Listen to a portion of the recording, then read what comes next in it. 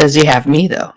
And that's a good way to jump into this. We're off to a good start. Welcome back, everyone. Finally, after a long wait and a little bit of scheduling hiccups, as well as we're still combating just fate and destiny itself. But welcome back to the Star Trek Intelligence. This is our season 2 premiere episode. We did leave off on quite a bit of a cliffhanger. As a note here, Lucas will not be here tonight, as despite what he says, I think the Midwest has been out to get him. Broken him? No, wait, not yet. No. He'll survive if by spite, if anything else. But as always, before we jump into the game here, any self promos or announcements that anyone would like to do or has? Hi, I'm Slay. I'm a TTRPG performer. My Twitter is sons_of_warband. And come hit me up for TTRPGs, because those are fun. Also, none of us are going to call it X ever, so don't add us. No.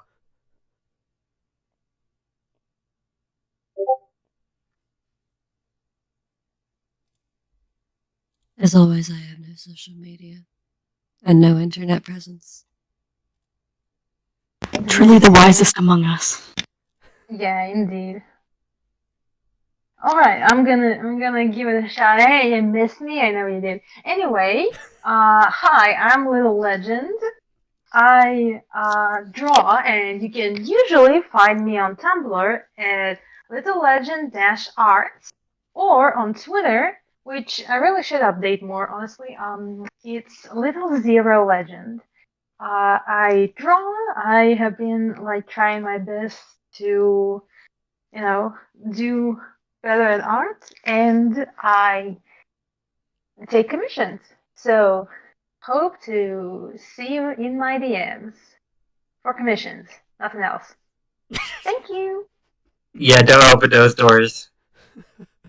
Oh no.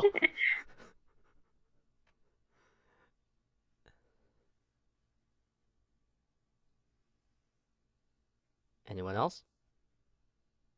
I'll go. Hi there, I'm Silver Sugar, aka Risa, and I'm available most places online as Silver Sugar or X Silver Sugar. The X is silent. Mostly I've been doing some art over on my YouTube, and I'm trying to get back into streaming, but we'll see how that goes. You're also battling technology on a regular basis, so Oh yeah. fault you for that. Hey, but on the plus side, they glued my monitor shut this time, so it's not gonna fall off at least. When it dies, it'll be permanent. Oh, hell yeah. You said that with such vindictiveness. It fell off so many times. I had them come repair it so many times. It should not have happened the second time. Anyways, yeah, but, go support the fellow players. They will definitely appreciate it. As for announcements, on my end, even though that, oh shit, really? There we go. Even though, he is not here presently, one second. Oh, Twitch volume is a bit quiet. Okay, give me one moment here. Well then. We can fix this. I do this here. We're off to a good start. Twitch is so good. It's so delicious. Never fails. Well, it's not Never Twitch. gives I think up. it's me. I mean, I don't know. I can hear it perfectly. Perfectly.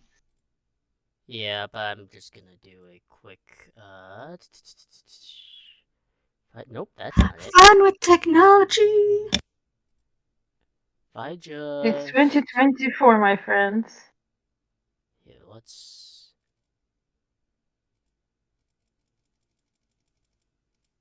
If I do... Let's try this. How does that sound, chat? Does that sound a little better?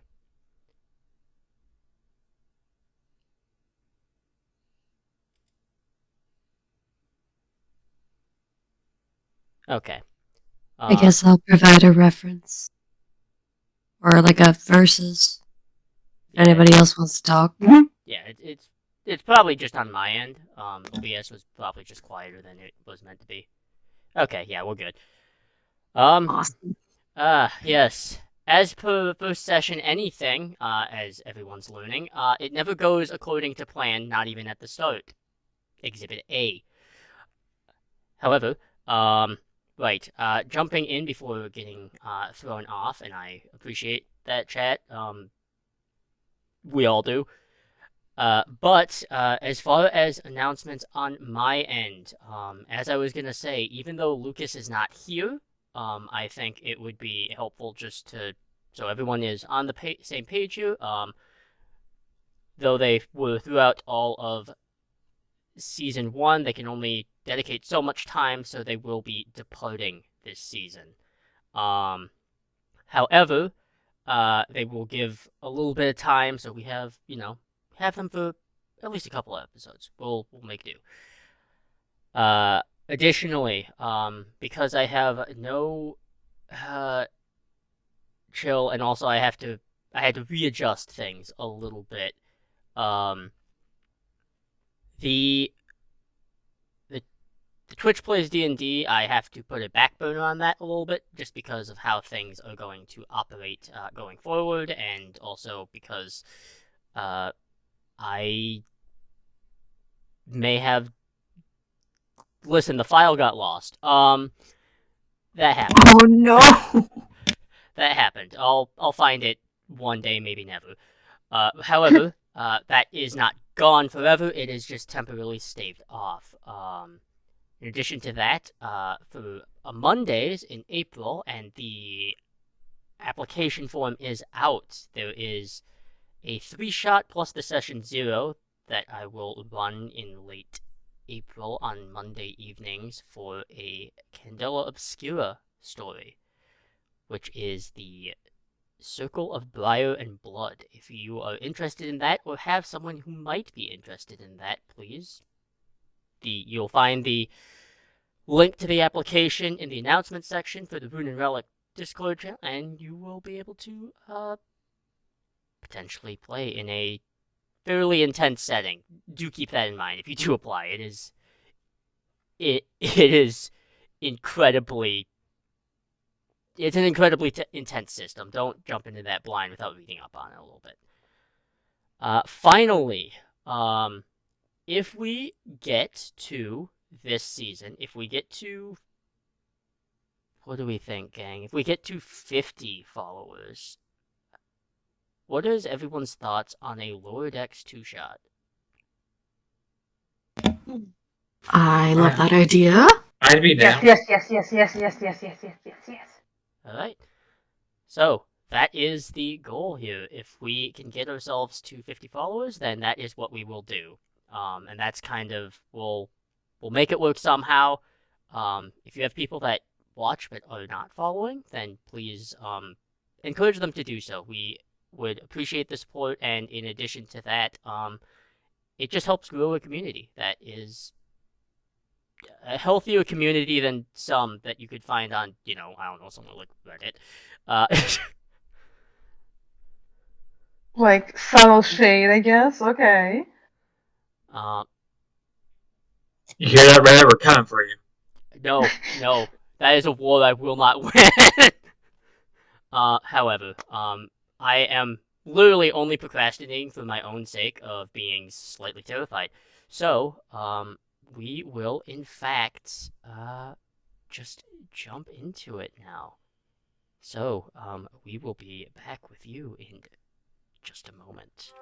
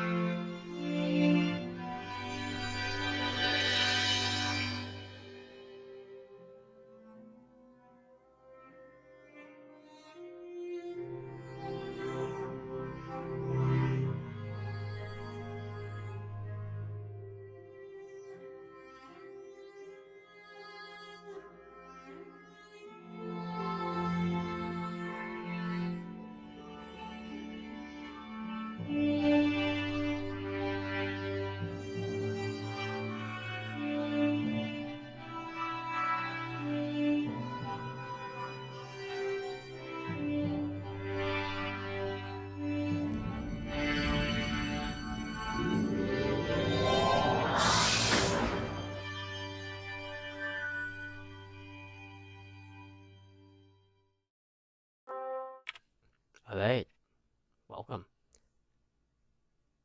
The apartment that you found yourself in, Tate, is less clean than when you arrived. But you are, I would say, perhaps in sort of the set of kind of the aftermath. Would you keep your comm badge near on your person at this time? I feel like Tate's straight-laced enough to say that, yeah. Okay. Then the comm badge will in fact go off. And it is actually Starfleet medical. I immediately rush forward, grab it, put it on, go for Tate. Go for Commander Home. Lieutenant Commander Home. You're not entirely sure, but it sounds like a fairly tired doctor. This is Lieutenant Commander Hone. Yes, who is this? I'm a doctor at the Starfleet Medical Facility, more particular for the intensive care. What happened? Who got hurt?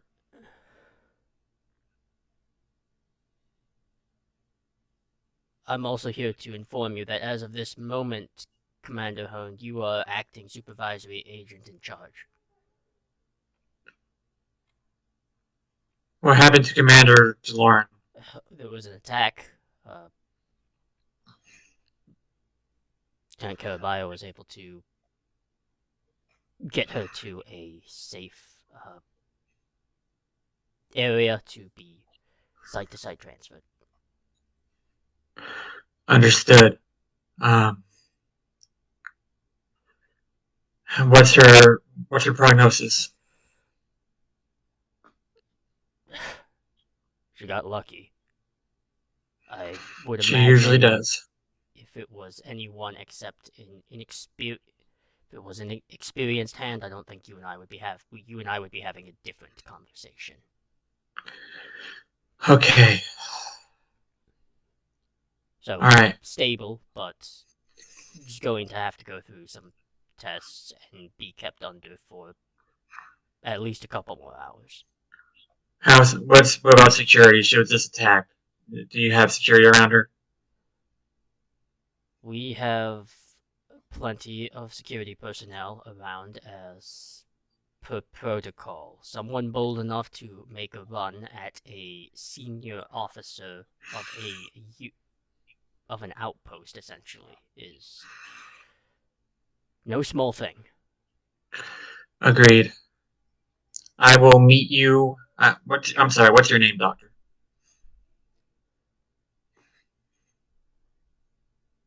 You're gonna do this to me right at the start?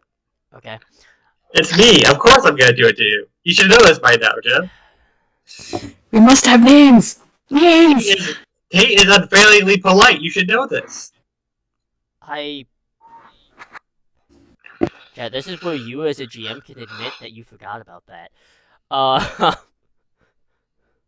But his name is Dr. Orlin. Alright, Dr. Orlin. I will meet you at the hospital as soon as I can. I gotta make some calls now. Understood. I will keep you posted if anything changes. Alright. Tate out. Alright. Tate is gonna quickly get dressed. You will see the other individual within this apartment. She is also getting dressed as apparently she got called into duty as well.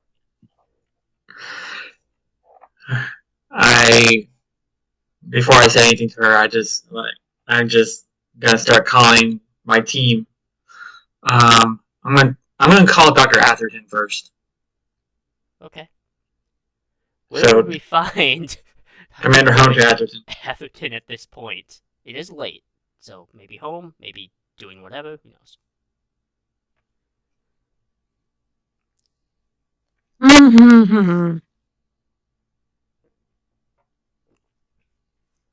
She is quite annoyed to be receiving the call because she is basically like hanging out at a bar with Mary.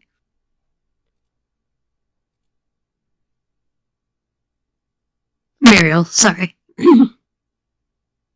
Yep.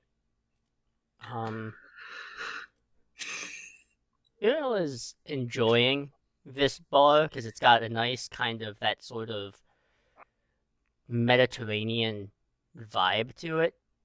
And it's kind of like the beat of the music and the drums of it and the sort of like bassy tones that you can kind of feel that she's really enjoying. Yeah, they're enjoying rating the drinks menu. Mm-hmm. They're being incredibly snobby about it. Yeah. Or at least Clary is. Miri will actually, she'll motion to the bartender for a moment and sign something. And she does it fast enough to where she's actually like putting a hand up in one aspect to kind of almost hide it from you. As the bartender kind of gives a look at her and you, shrugs, and reaches down and pulls out 8 tall shot glasses.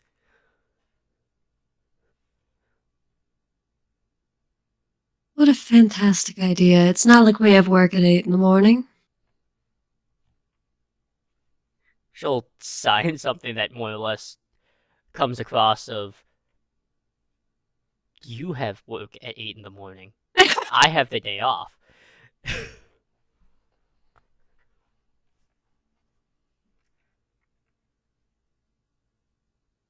Alright, And she'll I'll also challenge you by signing to you. Just, you can always back out.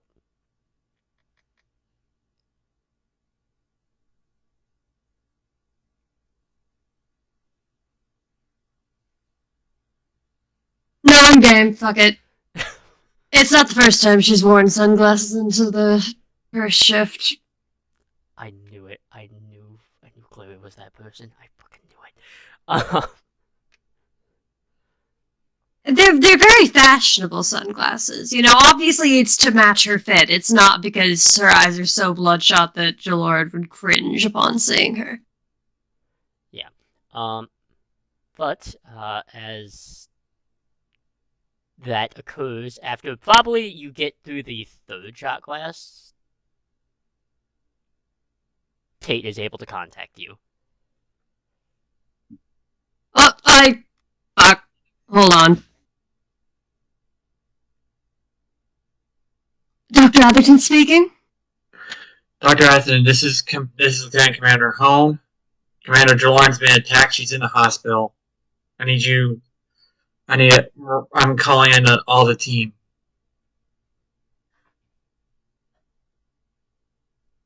Okay. Are you safe? Are you okay? Yeah, Mary and I are great. Not able to drive? We'll be there as soon as possible. Okay. Sorry to interrupt your do you need her? Do I need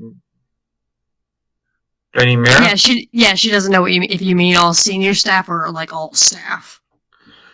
This is all hands on deck situation right now. Alright. And I'll hang up, and I'm also sending out a message to all of our staff members. I'm gonna call Kavai and Mira, but I'm also sending out a message to all our members. All hands on deck. Something's happened. everyone meet at headquarters. I'm gonna motion for Mary to continue, and I'll tell her the news as she's taking her next shot. Yeah, that's the perfect time. Just exactly when they're taking the shot so they can choke on it. As you unveil that hilarity of news, she kind of gives you like a slightly judgmental glare, but also just understanding, like, yeah, okay, I asked for that.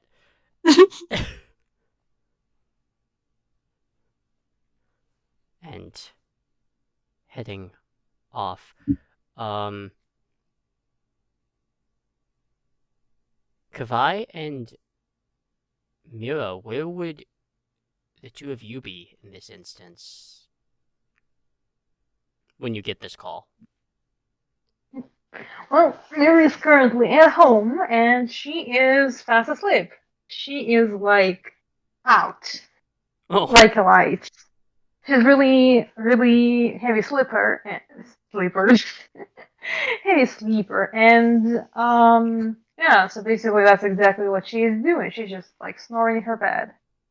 So there is a chance that you do not hear the comm badge go off then. There is a chance. What? I mean, it's evening, and this girl's got a schedule. She's the one. She's the one who has to wake up earlier than pretty much everyone to prepare the medical thingies. So there Loris she is one of those in bed by 8 p.m. kind of people. Yeah, kind of, sort of. She kind of decided to, early to do it a bit early to wake up as early as possible, to be able to do as much as possible before the rest of the people wake up and start getting her way. It's a kind of a new routine to her, but she's getting into it. Okay. So it probably takes you a couple of things to get up. Yeah, probably, yeah. So when it finally actually does happen, you can just hear her like going, "What a yes." Sorry to interrupt your sleep, but Commander Jaloryn was attacked. I need you at the hospital. She was what? I'm not sorry. I'm just gonna. You can kind of hear the shuffling and then like a slap, like a loud like. Can you repeat that now, please? I'm really sorry.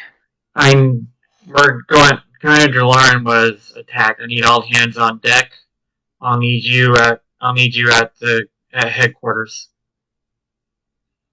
I'm guessing you're not gonna give us more information until we're all gathered up together, huh? I don't have any more information to give you other than the fact that she's stable right now. We're gonna have to go through a few things. I'm heading to the hospital as soon as after I call goodbye. Suppose knowing that she is alive is already a relief. But yeah, it is pretty worrying. Alright, I'll be there as soon as possible. I'm sorry for this entire situation. I am too. You hold on.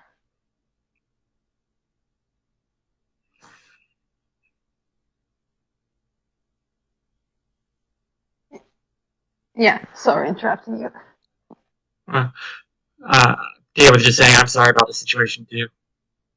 Okay. Yeah. Alright, I'm coming. Alright, thank you. And then kind of switches off and like starts just rushing around her room, gathering stuff together to be there and be there ready. Okay. There we go. So where would Kavai be in this moment? Currently engaged in whatever the equivalent of an internet argument is over some like dumb show or whatever. Oh no. Like probably a piece of like Ferengi media that she got like hooked on, like a soap opera or Oh something. my god, Ferengi Media. Relatable. I'm glad we have a comparison of what Ferengi Media is, thanks to Lower Decks, and it is just MTV garbage.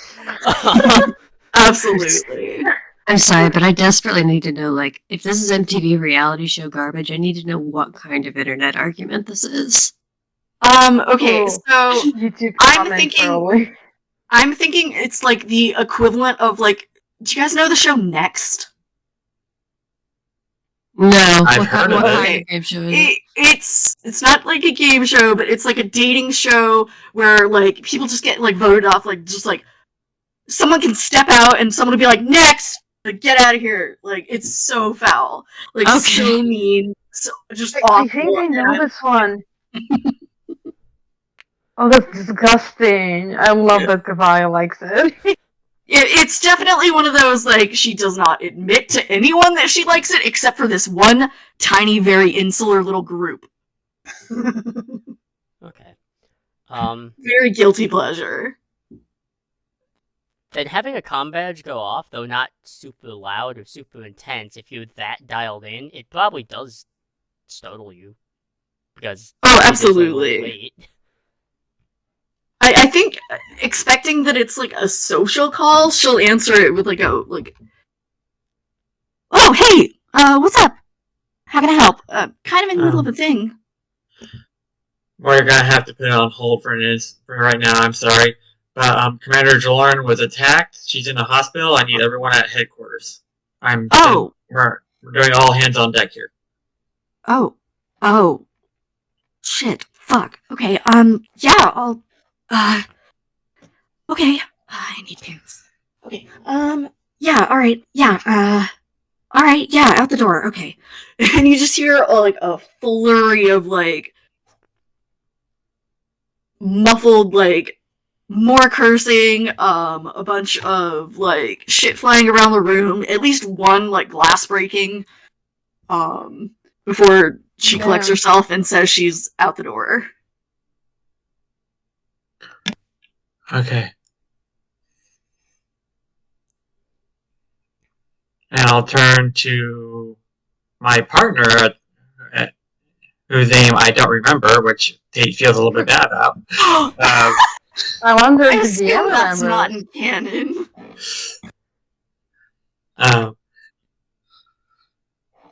Does have the pips of lieutenant. Okay. And she kind of looks at. She is also Trill, though unjoined. Okay. Her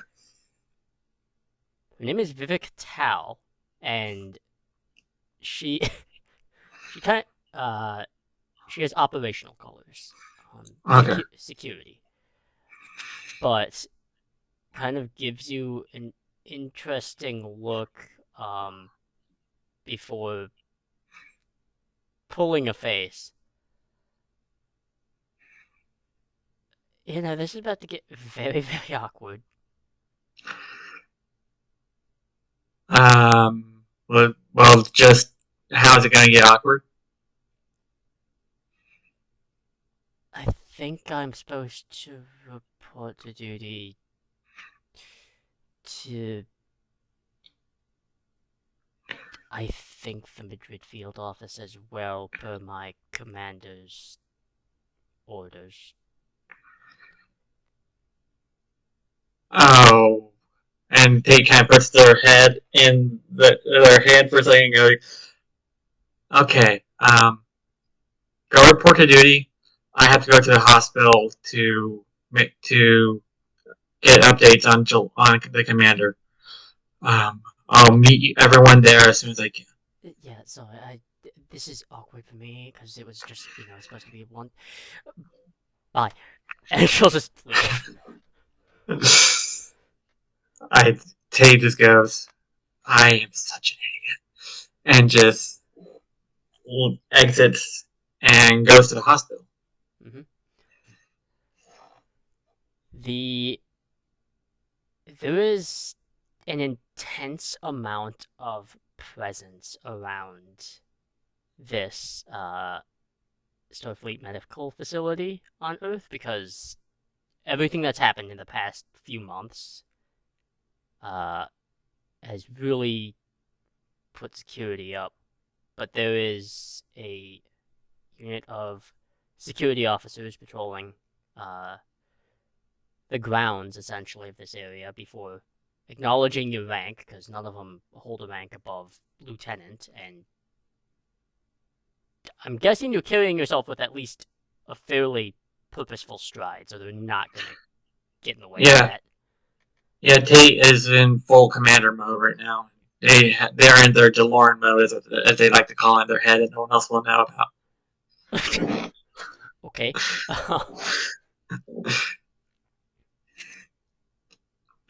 So I go look for Dr. Oren. Okay. You will find him. He is a kind of elderly and somewhat probably doesn't give a fuck anymore type of bullion. He is very, like, the coloration of his skin has kind of faded a little bit. I take it you're Commander Jaloryn? Yeah, yes I am. Okay. I just like hold out my hand for a quick shake, just out of politeness. He will give a shake, but it is like it's half committed. It's kind of like that handshake that some people do where they are like, "Yeah, I'll give you a handshake," and then change their mind like right in the middle of it. Okay. It's just like non-committal, so it seems like perfect grip tension, and then just goes to limpness. So it's just an uncomfortable handshake. Mm-hmm. Follow me. And he will lead you to Commander Jaloryn's room, which has been cordoned off and is guarded by, usually it's one security officer. In this case, there are two. And they have abandoned the standard Type 2 phaser pistol and have opted for the much more terrifying rifle. Tate takes note of that, but doesn't comment.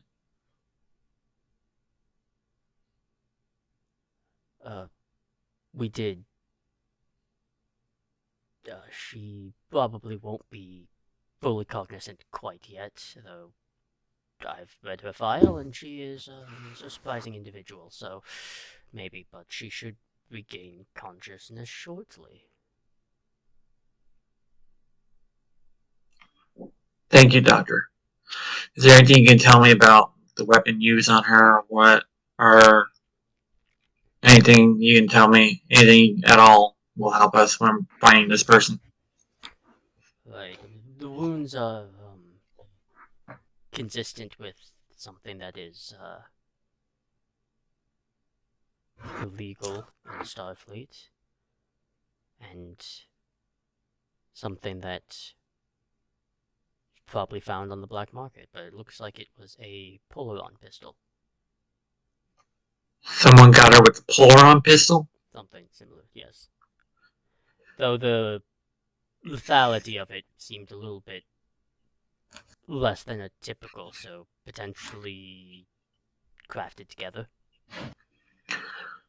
Okay, that makes sense. It'll be hard to get one on the planet without setting off some major alerts, correct?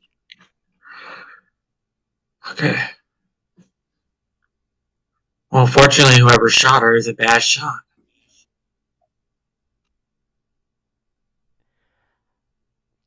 My job is to keep your commander healthy and alive. Whatever you say in the space of that room is not for my ears to hear. Thank you, Doctor.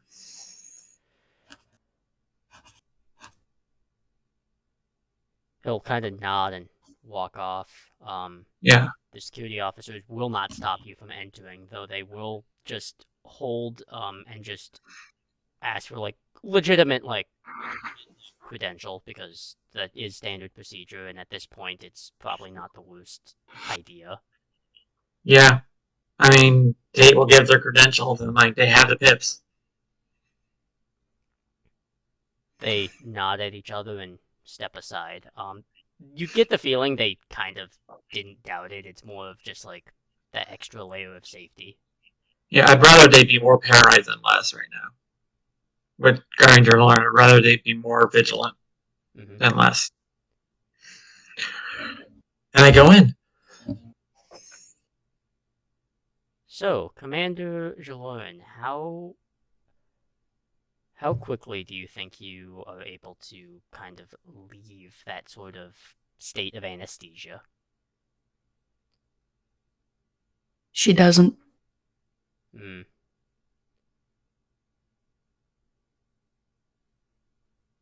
Then perhaps where is Commander Jaloryn in this moment?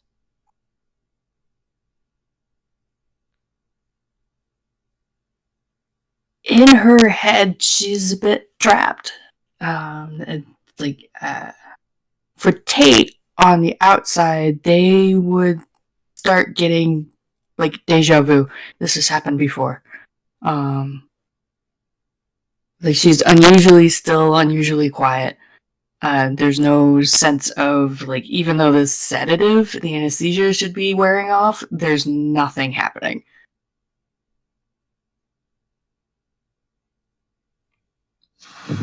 So I recognize you. This was the time where you passed out. Same type of event. There is one different hang-up about this time. She's been shot.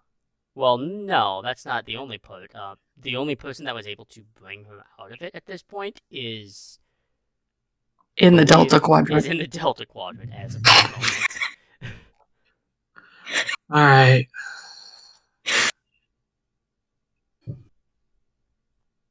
Well, Tate is going to do something they're a little nervous to do, but this is the only one to bring her out. They're going to try and tap into the connection they have to Jaloryn and put their hand on her forehead and try to tap into the connection they have to Jaloryn and try to pull her out. Okay. I think this is where we're going to have the first roll of Season 2. Yes. I think this is going to be a presence command roll, and this is going to be a difficulty of 3. Yeah, I was gonna say it's gonna have to be high because Tate is not a telepath. No, Tate is not a telepath. Yeah. Okay. You know what? It's a new season. Let's live dangerously. I'm gonna give you a threat to buy an extra die. Go for it. As long as that's okay with everyone else. Do it. All right. But that's just me. I don't think any of my focuses will come into play, except for maybe lead by example. I don't think that would work, though. No, not in this case. Yeah. Team dynamics? No, not quite. Not really. Alright, then nothing else will go. Alright, I'm going to take 3 die and roll them.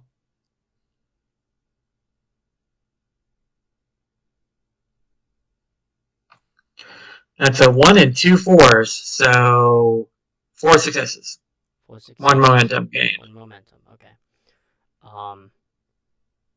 Jaloryn, you being trapped kind of in this space, because this has happened inverted as well as Jaloryn did this for Tate at a briefest moment.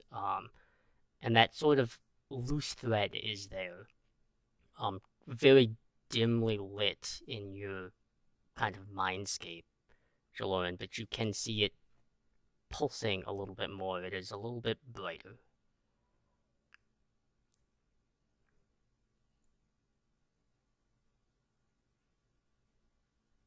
She's still having trouble responding.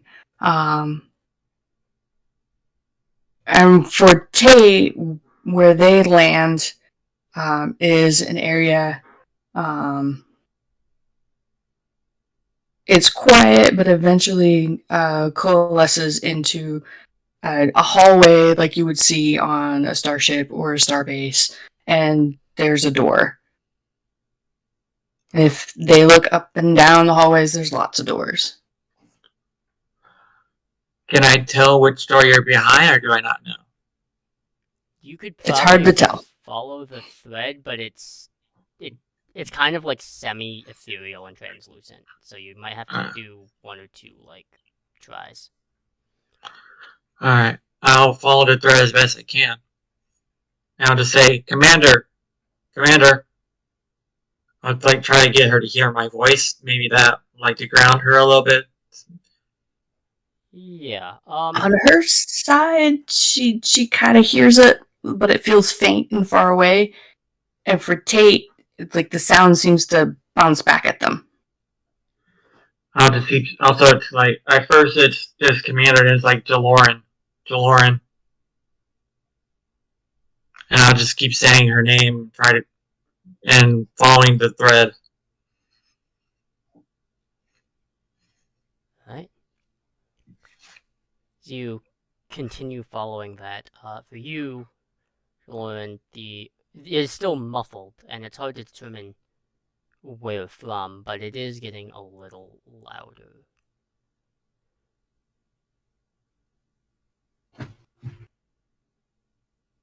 Like her immediate senses, like even though she could hear it and it's a little bit lighter, she still feels very weighed down. Like she can't quite get up and go anywhere.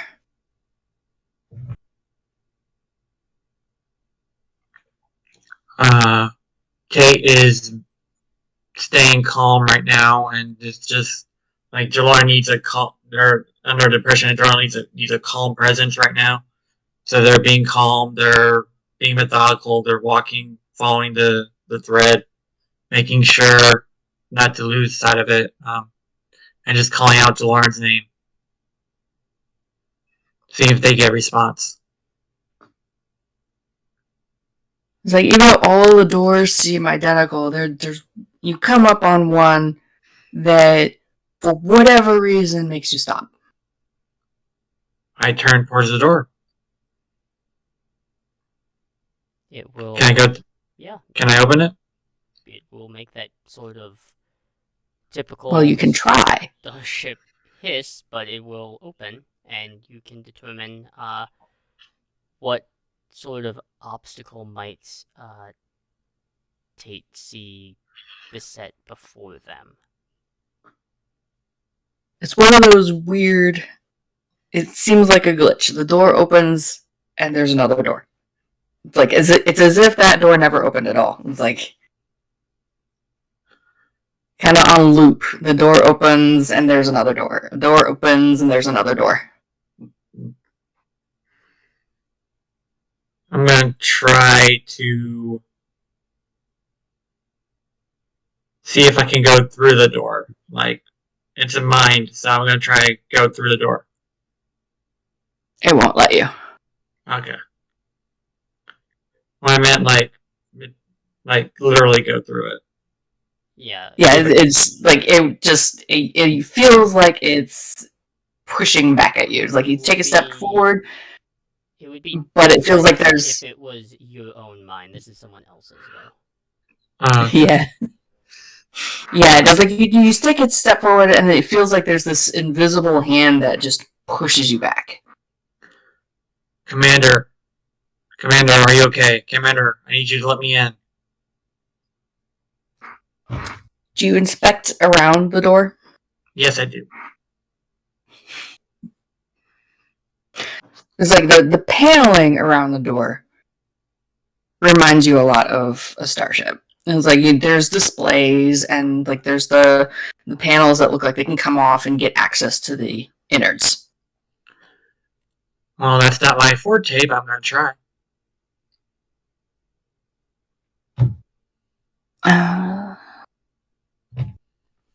It's not gonna let you easily do that, and that's gonna be another roll because you're bypassing.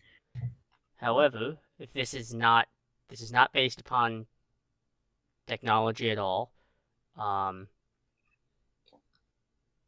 This is actually going to be, because you have to do this in such a precise type of way.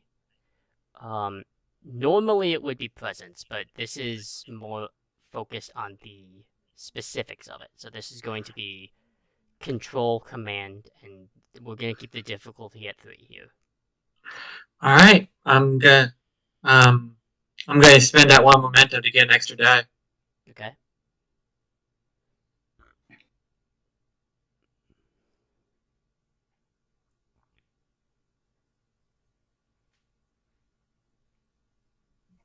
I got. I don't think my focus is. We already established my focus is your don't focus come. is So not going to work in this. Well, actually, there's an argument to be said that negotiation could work here. Negotiation. Yeah, I have negotiation. To some degree, yeah.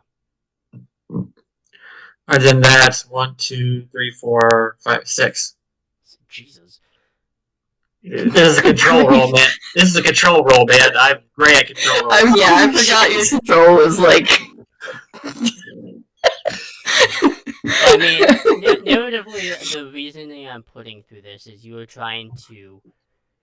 are in a sense trying to negotiate with Jaloryn and pull her out of whatever sort of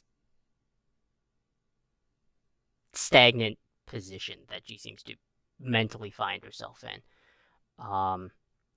And that thread becomes. So that's 3 momentum. Yeah, and that thread becomes a little bit more intense, and the voice for you, Jaloryn, I think is a little bit louder and more commanding. Not so much as, like, that oppressive commanding, but has some form of weight and authority behind it that might be able to catch your attention. Because that is an absurd amount of fucking successes. One of those is for my talent, so I can't. So, but I roll a 5 and a 4. You said negotiation, so my command's 5. What does that put us at for momentum? 3 momentum. I use 1, and then bring my up Nice. 3. Yeah. Yeah, and it's one of those circumstances where it's like she becomes a little bit more aware of like there's somebody trying to gain access, but everything like it's still to her feels weighted down, and like the voice, yes, it's louder, it's more commanding, but it also sounds distorted to her. So it's like it's catching her attention, but there's something interfering with her ability to respond. The panel by the door that you're trying to wrench off, it takes a lot.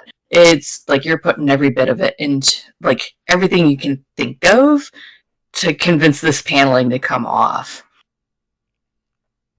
But with a sudden motion, it just suddenly pops right off. And you find yourself tumbling right out of her head. But in those last few glimpses, you're able to register something weird. Like on a typical starship ship, paneling and behind the circuitry, you would expect to see like the soothing blues and all that, and the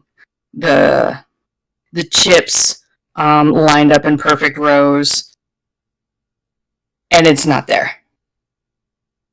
What you register in that last second is the green and black circuitry of Borg as you tumble right out of her head. Oh, shit. Oh, fuck.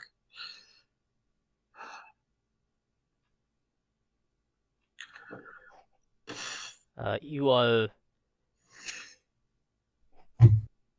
probably, at this moment, you were probably pushed out, Tate, because it's not really, at that last little bit, you kind of gained the hint of, like, it's not really Jaloryn that's pushing you out. There's kind of this slight block here. However, you do have enough sense out of this to... You have enough clues here. It does not... It bears some risks of its own, but you could potentially have someone with medical knowledge and or authority essentially yank her from this, but it has its own risks to it. Okay.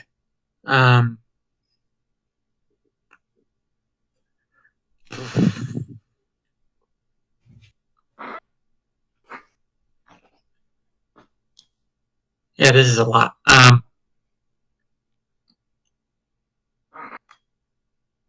So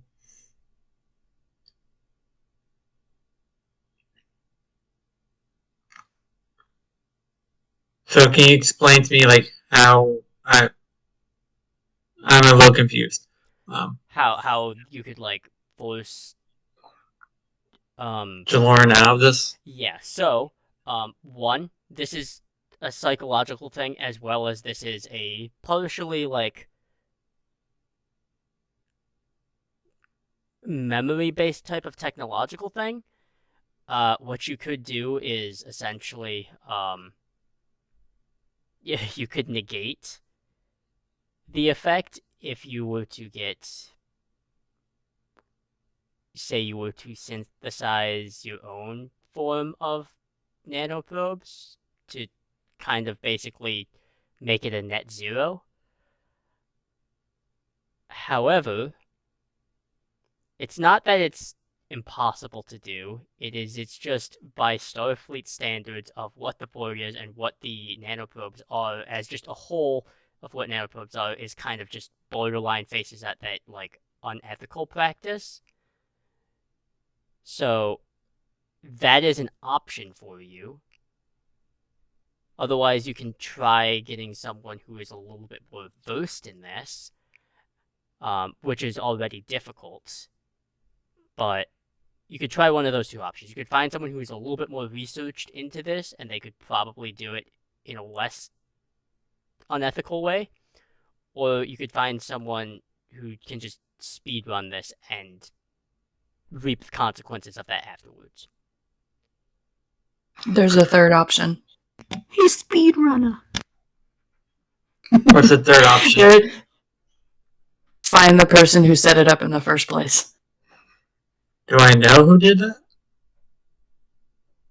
You'd be able to figure it out.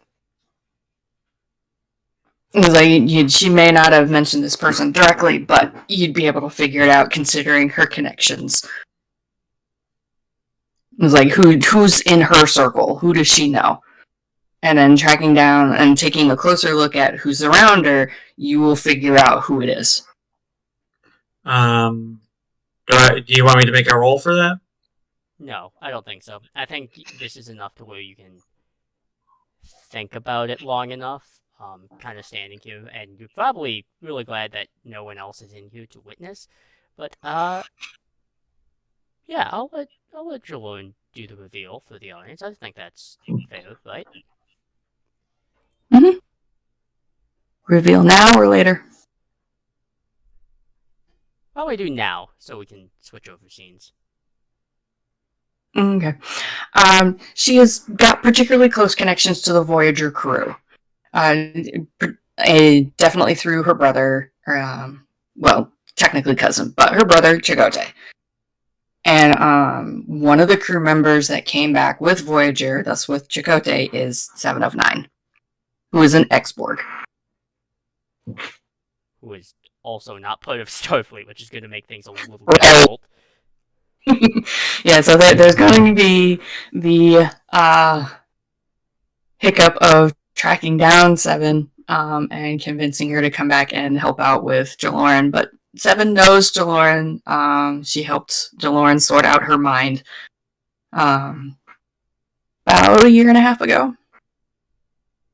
But this 7 would be able to let you know that it's like what happened is essentially a self-defense thing that was put in just in case anything happened to Jaloryn. That also is probably put somewhere on a file, but not an official record. But you're intelligent, you could probably dig that up. Yeah, especially with my connections. Okay. One of Jaloryn's previous assignments was the Ross, and anybody who visits the Ross would be noted. Mhm. Okay. Do we want to switch scenes now? Yes, because as the rest of the group gets to the Madrid field office, there are several Starfleet personnel not part of the Madrid field office that are there, but they have a deep authority to them. They are wearing sort of the more first contact uniform. But they kind of take note of your arrival, and one of the individuals steps forward, a kind of gray-haired human man with the pips of a commander, and he regards each of you. Well, this is unfortunate that we have to meet like this. Indeed. It's some occasion. Is there anything we can help you with, sir? Yes, actually. You can help me by catching your commander's assailant.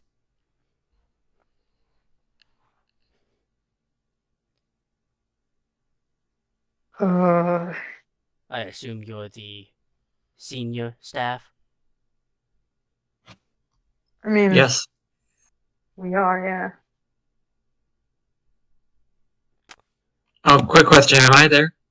If you wanted to head back to, like, because I feel like you don't want to reach out within Starfleet Yeah. Command. Yeah, I didn't think so. Yeah, you're probably there then. Well, what do we already know about Yeah, we're really the like whole affair? informed about all the Tate hasn't had a chance to tell you about what's going on with Jaloryn, but all you know is that she's stable. Tate will tell you once they get a chance. Yeah, I'm guessing they just met up and then immediately we see this new person to us. Yeah. So understandably, we don't get much info before that. And they're new to us, right? They like, are new, yes. Okay. However, It's like the vibe. the commander seems fairly friendly. The rest are a little intense. There's particularly someone who has, rather than the gold pips, instead has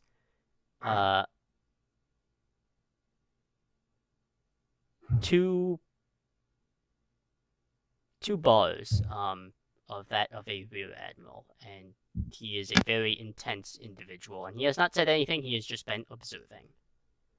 That's intimidating. Just for Are they all human? not all of them. There is a Bajoran and a Trill in the mix. One of which who is going to enforce the awkward moment between taking themselves continually.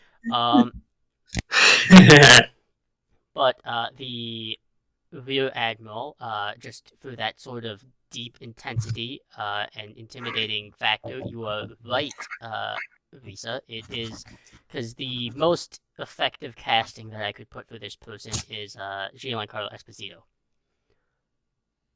Whoa, see that? A little slower? lordy. Yeah, a little slower. Esposito. Catch it. Yeah.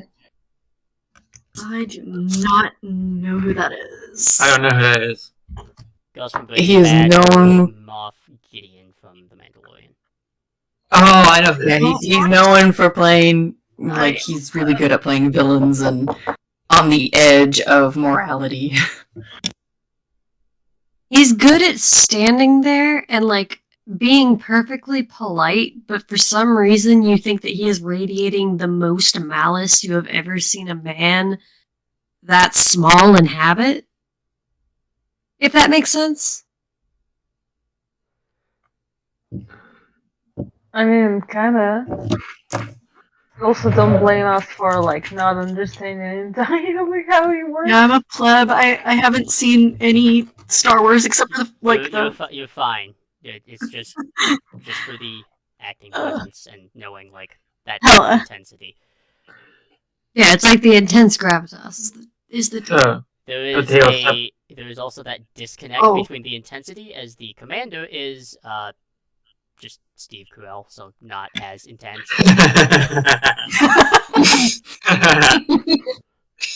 So Tate will just step up and say, "Is there anything we can? Why are you here? What can we help you with?" Well, he'll look to the admiral, who will just make a gesture with his hand. Okay. We are part of the Starfleet Internal Affairs. We believe this is a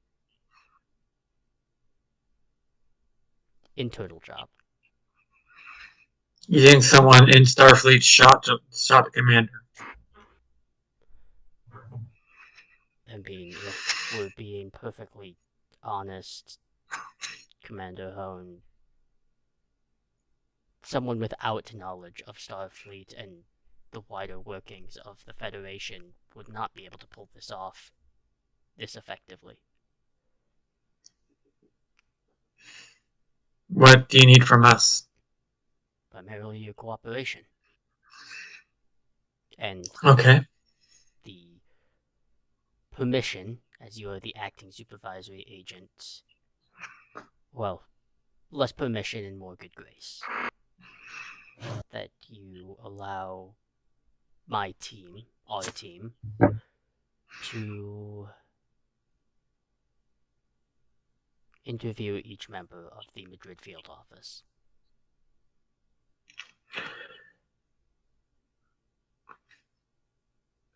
Understood. So- I would require that they have representation with them.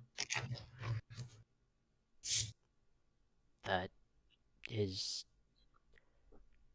fair. However, I will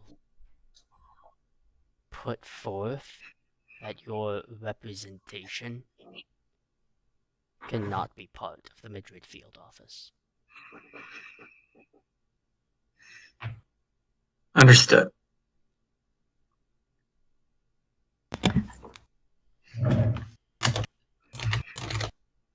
Can we choose our own representation as long as they're not directly affiliated?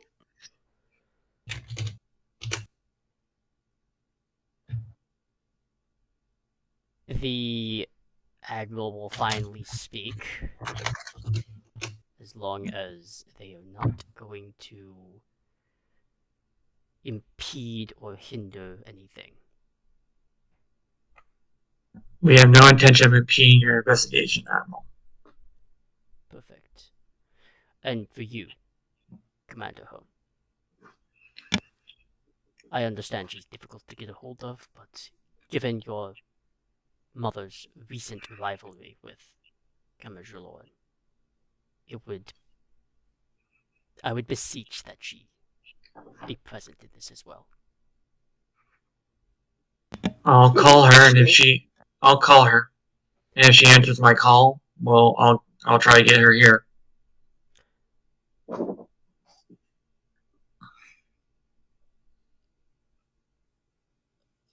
Try and make it urgent, and perhaps get across that this is not me asking. This is an order. Correct. Okay. May I have your name so I can tell her? Samuel Cade. Samuel Cade. Alright. I have to... Okay. Thank you, sir. I will call her as soon as I can. I need to update my team on the commander's status. So... Lieutenant Commander Quick Simon. thing. Oh, And sorry. there is a Bajoran woman who has rather short in stature, seems a little kind of out of place, but wearing equally like that sort of command red colors, this would be who's a good fit for this. Jodie Whittaker's a good fit for it. As she steps forward, I would hope that you wouldn't mind part of my team helps you with your investigation and your efforts. No, I do not mind, of course.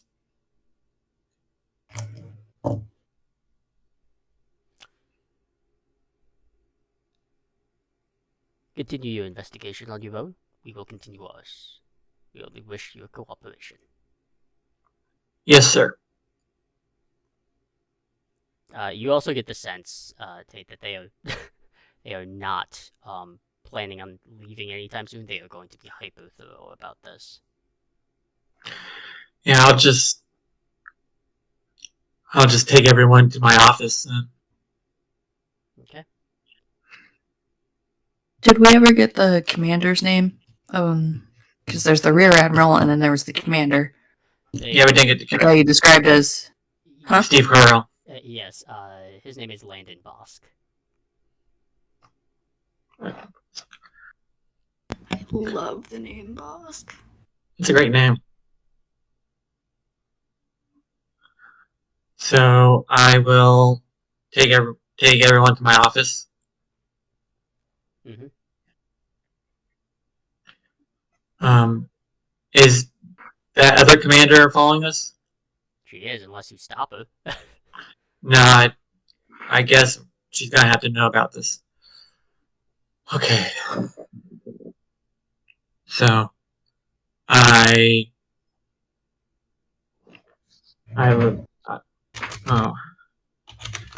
let everyone know that she's stable, but she's trapped in her own head right now. And I lay down like the options that are before us. I know the other commanders here, but like I can't get rid of her, so without being suspicious. So I lay down what options we have. I don't mention the nano things because I feel like that might be going a step too far. But I basically say we need to find who helped her set up this defense mechanism in her brain and have them remove it. And I'll just say I believe that person was 7 of 9 of the Voyager. Kavai's head goes from tapping away on a device. They're actually shooting a message to their therapist, who they want to represent them, and just that gets forgotten immediately once you bring up 7 of 9, and her head just like turns on a swivel.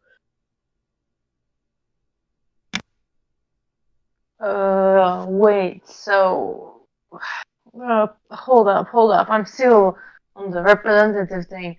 Are you saying that some bigwig just attack our... her out of nowhere? Like this? Well, we don't know if it was a bigwig. The bigwigs are, no offense to you, Commander, bigwigs are investigating to see who shot her. From what I read from the Admiral, and correct me if I'm wrong, Commander, they think this was an inside job, and they're trying to figure out who did it.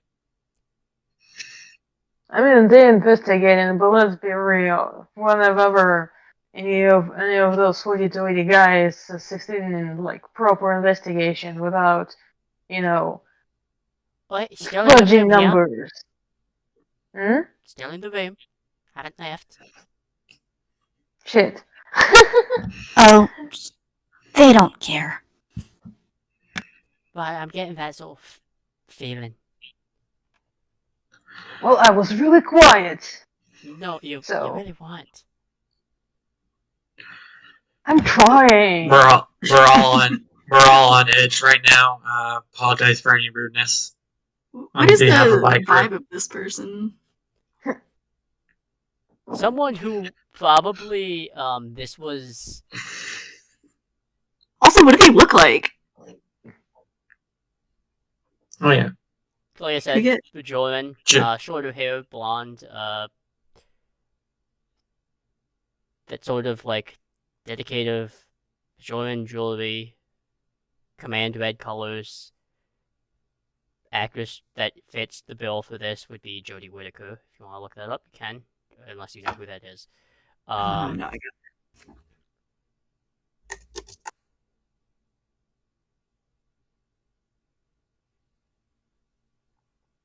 But So, I'm still kind of, confused. What are we specifically supposed to do? I mean, We're to have a call well- our lawyers, right? That's it? call your representation. Representation is lawyers, right? Because that's Yeah. kind of... Yeah, so I'm correct. I'm sorry, I'm always confused with this kind of stuff. It's I'll weird to me still. if you need me to make some calls, I'll make some calls, get you one. But we need to. So I will trust to that again. Then I'll trust that to you. Thank you so much. All right. What we need to do. There are two things we need to do: investigate and help get Jaloryn out of her own head. Right, the commander out of her own head. And I just look at the other commander. I'm just like, do you concur with that? your team. All right. Yeah, about that, can we go back to... Did you say 7 of 9? Apparently, Jaloryn, the commander,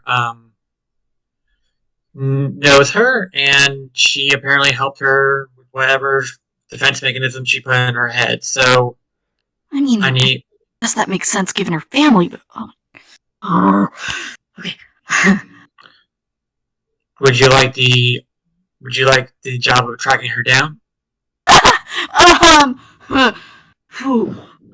You get like this wave of like, there's like the initial like starstruck, and then there's like panic, and then there's, okay, this is not the time for any of this, and then shoving that all down. Yeah, that shouldn't be a problem. All right, I'll leave that to you. Really? Kind of looks at her. I mean, Goodbye will like look for any out and be like, help me. Just like with full on like eyes of just like, help me. Mira wanted to say something, but like seeing their eyes, she's like, yeah, we can handle it, sure, I guess. I turn to Dr. Atherton. Doctor, you've been very quiet. Do you have any thoughts? Dr. Atherton looks up from their datapad and... I think I would be best served looking into the shooting. If that's where you think your abilities lie, can most help, then go ahead. You have my permission. I guess for the GM's sake, throughout the course of this scene, Clary has been looking through her personnel files for her engineering department, because they would have easy access to the ability to get unusual weaponry. And she's trying to figure out who looks like they might, shoot the commander. Or who might be persuaded to shoot the commander under duress, or Mhm. She thinks the gun could have come from engineering, if anything, if it wasn't brought in from the outside. Yeah. All right, you can look into that as you begin going through item requisitions and stuff. Point of clarification, do we have the shooter in custody? Not quite yet. Ew. Do we have like a? Do we know who it was, or I mean, luckily, Jaloryn's place of residence is not without basically Significant fortifications. and surveillance equipment, so Yep. we'll have to get her video and all that stuff? Okay. The only problem is she needs to be awake to give it to you. Yeah. We don't. Yeah. I could give it a shot. Um. I'd have to not be involved with that other thing, but you know. You know what? You have a better chance of getting her video. I'll go ahead and try to see if you can break her security and get the video from her place of residence. I'll try tracking down 709 after I call my mother.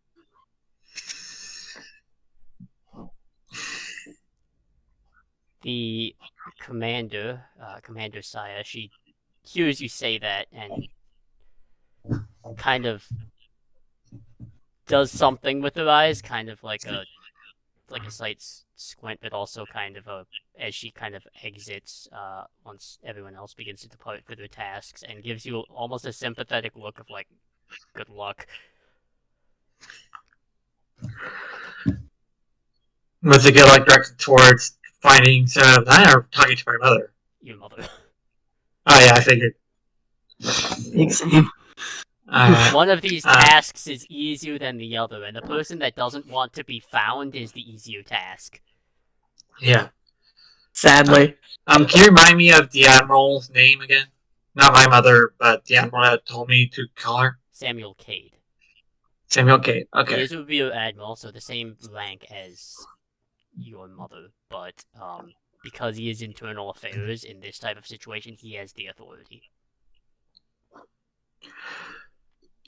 Alright, I will send a message to my mother, priority 1 emergency, calling priority 1 emergency.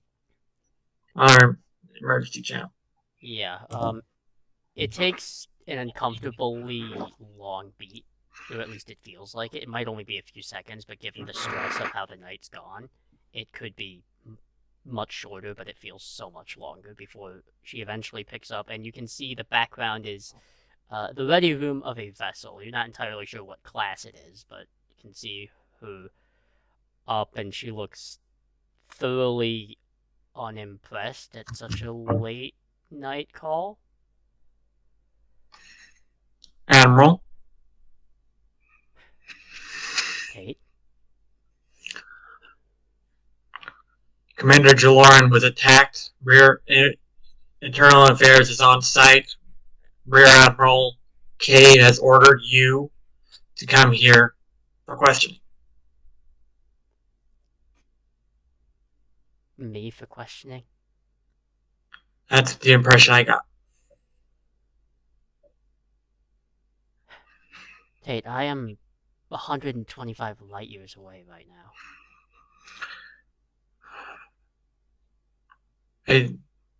According to him, it's an order. Of course it is.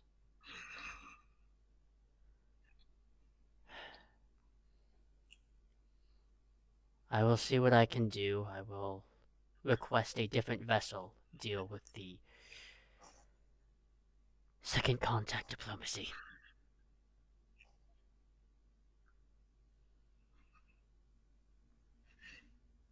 Thank you, Admiral. I'm sorry to interrupt your mission, but these are my orders. Yep. And she'll just click off the comm. Well, that could have gone much worse. I say this out loud to my empty office.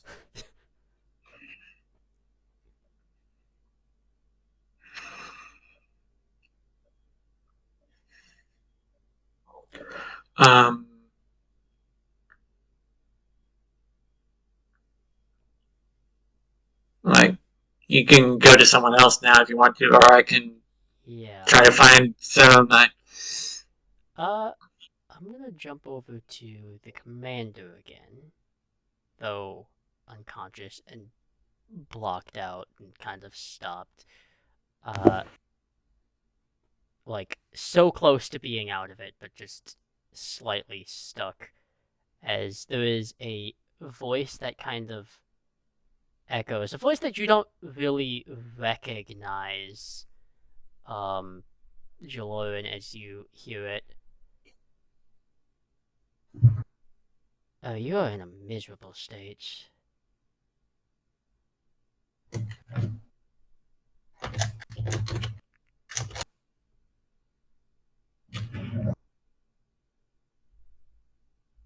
Commander She Jaloryn. registers it. Yeah, and she registers it, but she's also distracted. Okay, well, that's really annoying. Of course, I have to pull a favor for the narcissist. You'll hear the clap of hands like once or Damn. twice. And the space kind of fades away, and it's much more like a peaceful garden, kind of like this garden and like wooded trailed forest. Okay, can we focus up now? Takes her a second to reorient. She's clearly aware that she's not where she was. There we go. Have we met? No, we haven't met. Well, I've seen you because I see everything, but you've met another one of us before. Q. Yes. It's a pleasure. It's really not. I did this because I was tricked into it.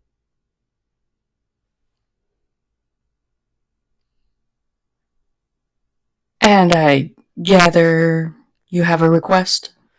Not so much a request, but more of a demand, I suppose.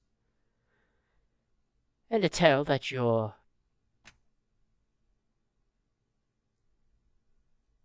team is about to go through some trials.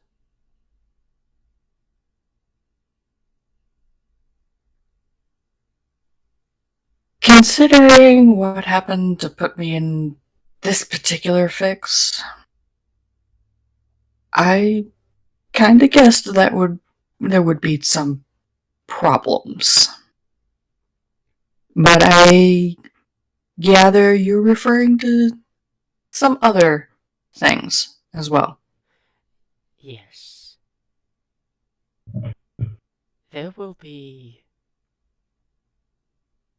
an event soon that is going to test your team's loyalties.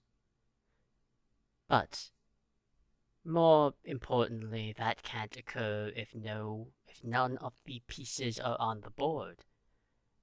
Particularly if one decides that they're just going to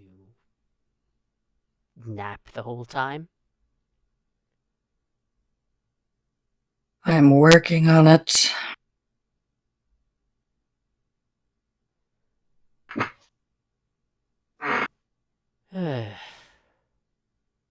Well, as far as the trials go, Q will not be in charge of them.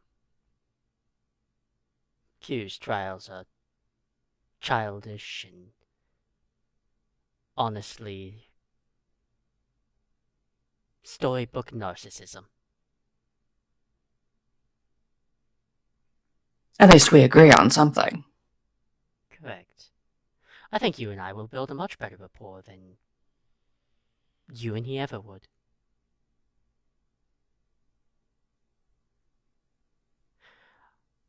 I look forward to our tests. The kind of wooded area kind of fades away as you're kind of back in this space, though maybe just a little bit more cognizant than you were a moment ago.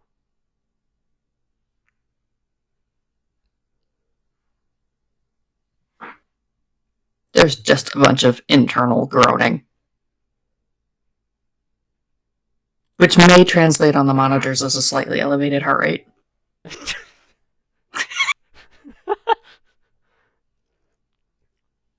Right. Trading out to the end here.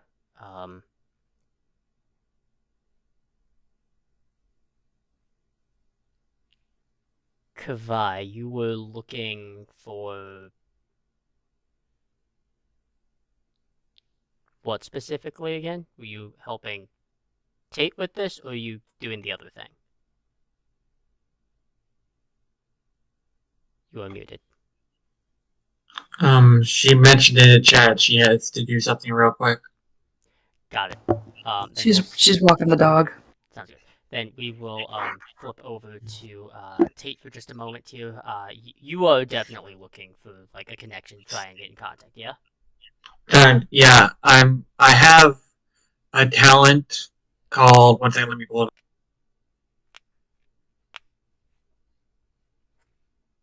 Called Well Informed. Mm-hmm. Basically, if I give you threat, I can ask a question.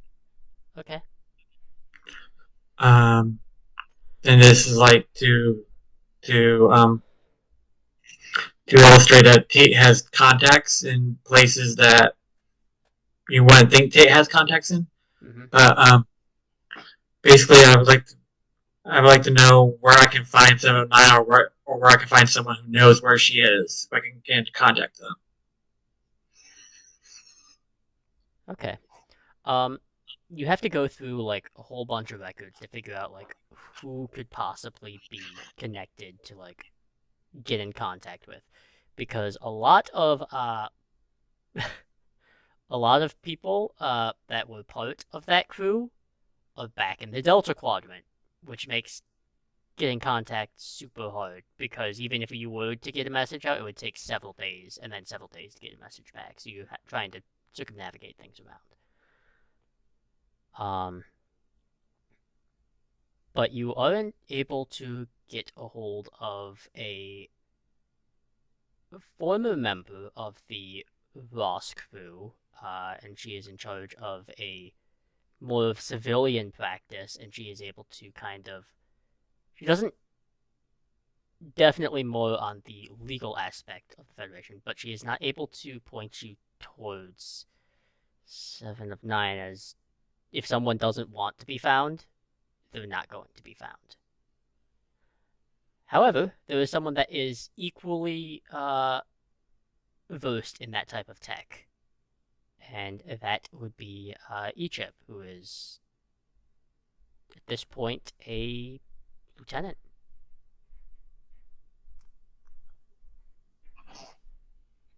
Okay, so I'll get in contact with Lieutenant Ichab. I have a question for the GM. Yes.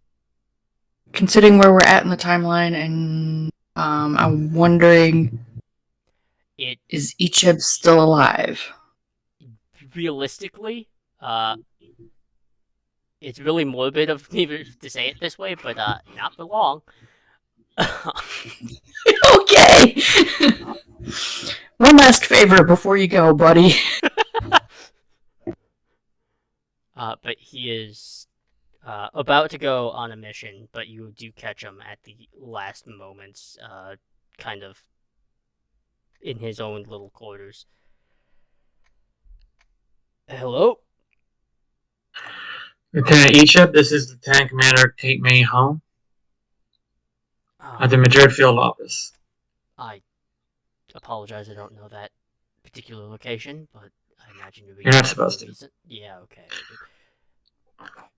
I have a problem that I think you can solve.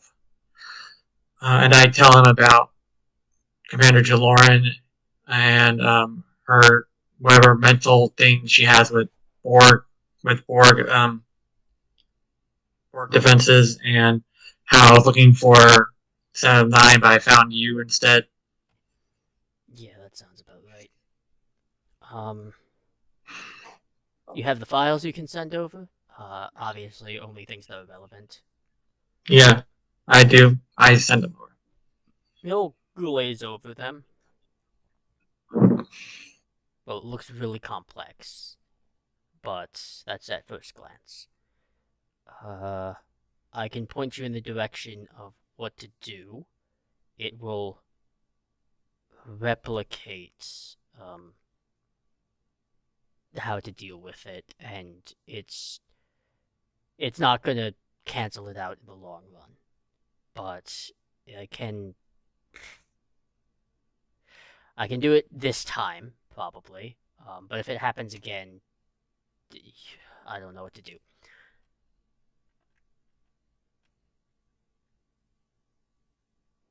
So We'll cross that bridge when we come to it. truly, I would say get your commander to open up more. Not that I should be speaking out of line like that, but I understand the sentiment. I feel the same way, but right now it's not the time to talk about that. Right, I'll send over the files. I'll do it over the private subspace network. All right, thank you. He'll send it over. And even for your slightly advanced mind and knowing things, this looks like fucking gibberish to you. Oh, crap.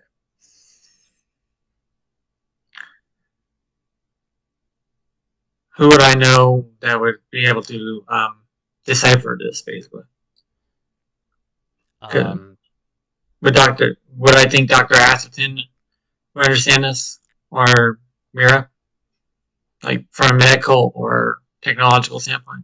Dr. Atherton would probably be the most applicable person to apply this type of technological programming. The only thing with this is it programming? Clary's a hardware girl. Software might be more somebody else's. Well, it not is that she's incapable of doing software, but if it's like something super detailed. It's a little specific. It would probably honestly take the medical side and then the technological side. Because one of the people who is somewhat technologically minded is unconscious. Sorry about that. Yeah, you throw a wrench into everyone. Alright, I'm gonna call in Mira and Atherton, and I'm gonna leave Kavai to do her thing, but I need Atherton and Mira here. Quick question, was Mira ever allowed to look the patient over? You probably do have that authority now, but I mean, you would just have to go through a little bit of process. Fair enough. So not yet, but she does get permission eventually. Because obviously it's not her sick pay. She doesn't have as much leeway. No, it's the official Starfleet medical, so you would have less sway there than you would in the grid field office. Yeah, exactly. So she's patient with it, but she's still kind of nervous over this whole situation, kind of trying to rush it a little bit.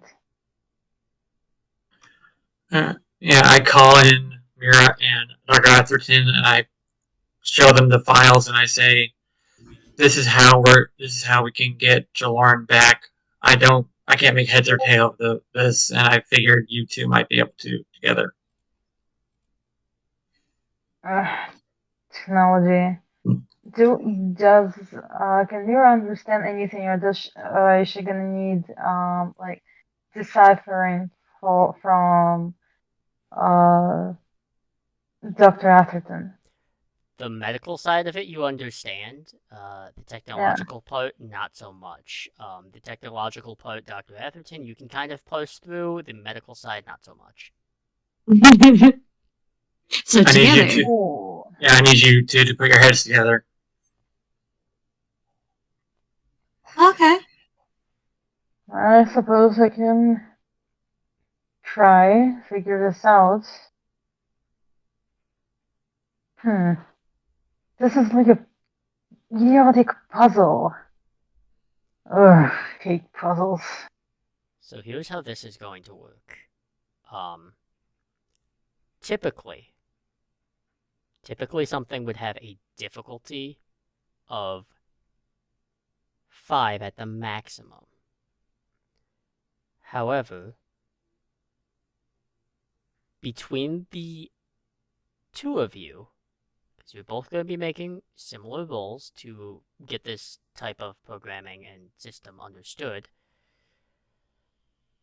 you are going to have to beat a difficulty of 6.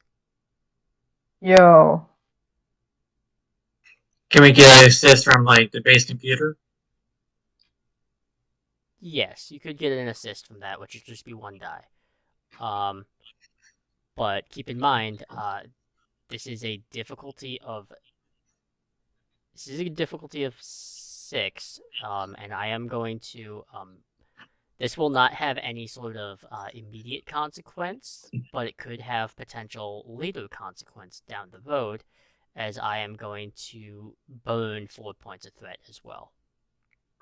Okay, fine, casually. Alright.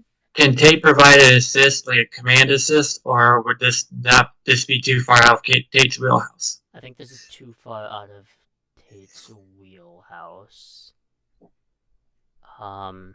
So this is going to be for Dr. Atherton. This is going to be, because you're not the most practiced in this, this is going to be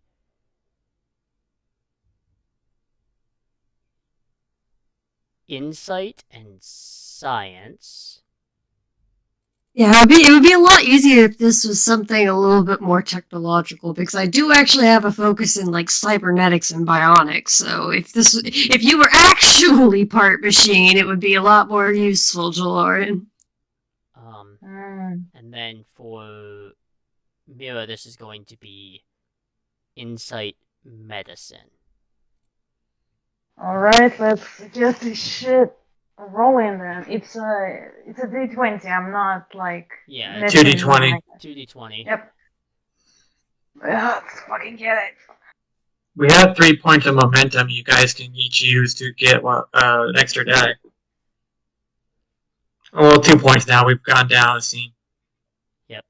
No, I trust.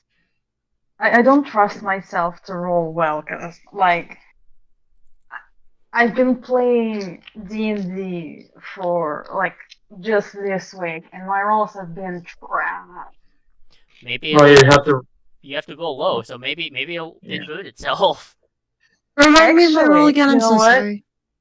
It would be so nice though. Insight All right, science let's go. for you, Atherton. Thank you. Dude, fucking. For me, it's inside medicine, right? Insight medicine, yes. Yeah, let me just. Inside.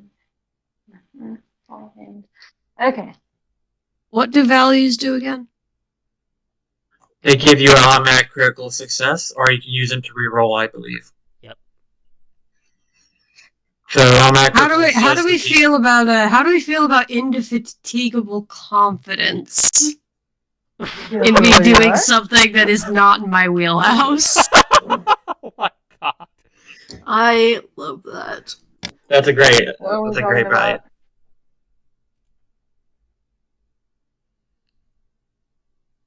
I will use that momentum to buy a dice, Okay. if that is okay. Down to 1 And- unless Lil uses 1. Yeah, And I have okay, that I'm rolling value. right now. Oh shit! Fuck. Okay. Wait. Hey, it actually worked. Okay, I got 6 and a 5 here. My inside is 10. Okay. Medicine 4. So, math. Yeah, so you're good. I'm going to use that automatic critical success from my value, Okay. if I'm understanding that correctly. Yeah, so that's 4 successes with your crit and with your automatic crit and legends 2.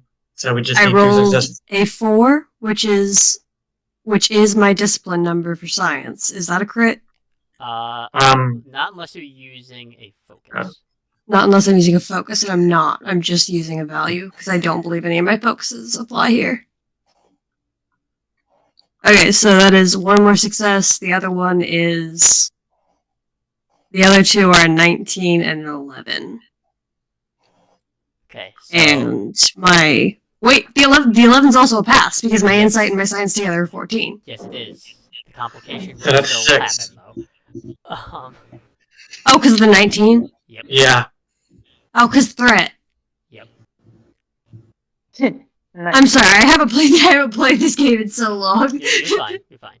Yeah, so you pass with the 6, but then you've also got a complication. There is the two of you work together to create this like counteractive program, and it you complete it, and it comes up on the screen, and you can watch it. Both Mira and Atherton, you watch it as you kind of look at the code and stuff, and it flickers for the briefest of moments before stabilizing itself again, and it seems fine. It's like that. It's like that emotion you feel when you like working on something, then the light in your house flickers for a second. You're like, is it going to save, or have I wasted 3 hours of my time? Yeah, pretty much. Not me trying to be relatable. But as you complete that, you both are fairly confident this will work. And you know this is going to work for sure. It's going to work once, but something drastic like this happens again, it may be much harder. Okay. So, like, I'm unclear as to how we upload it to her. What do we do? Essentially what this is going to be, it's almost like a circlet that's just going to be kind of neural interface, and it's going to basically do its job to basically cancel it out. Oh, I was thinking more like a boost, like jump starting her back into I mean, it's kind of her own body. It's kind of that. Kind of like an electrical defibrillator. But for the No. but for the consciousness. Yeah. Those little For the foreheads minds. But as that occurs, we will jump forward just ever so slightly as that does happen. And Jaloryn, you can leave that as that sort of block that you're feeling disappears. And you do begin to actually finally awaken. However, here is where the complication hits. It's nothing that directs itself towards like Jaloryn specifically, but there might have been a misunderstanding in the code, in which case it sends out a signal. Briefest, but it's gone.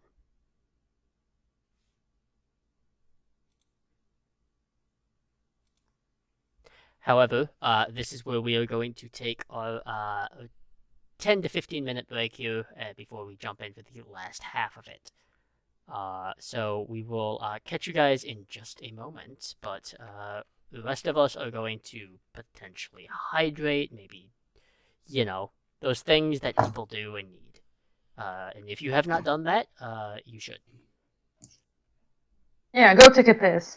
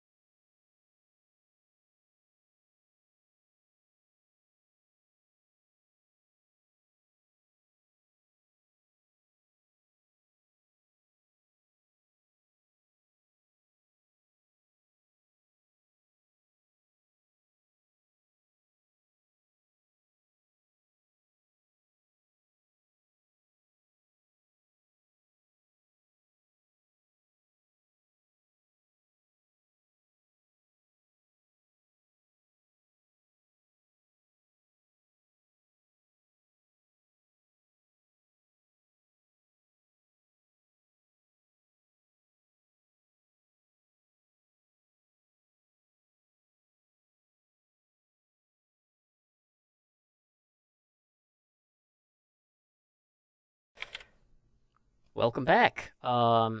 We are in the second half of episode 1. As Jaloryn, you come to, I imagine Tate, you'd be there probably. Yeah, I'm here. Okay. Uh,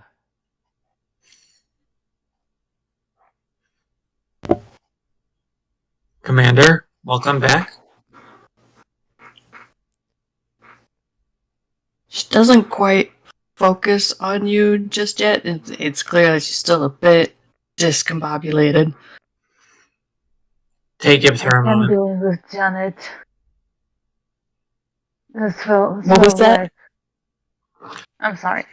It's just like a mirror to herself. I can't believe we did it.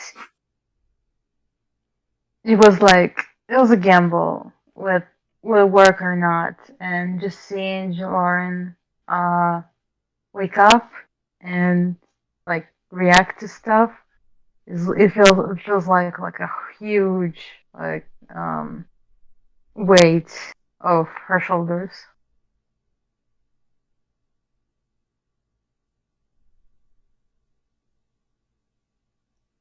Takes her a second, and her voice is a bit croaky from disuse. Did what exactly? You got shot. Yeah, you ma'am, you Thank were you, attacked. Sherlock. oh my god!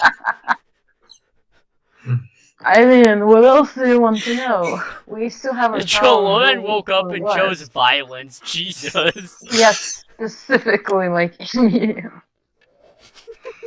Well, there goes us hedging our bets on her knowing who shot her. Welcome back, by the way, Commander. Yeah, I'm happy to see that you still got your Sense of humor. fiery sense of humor.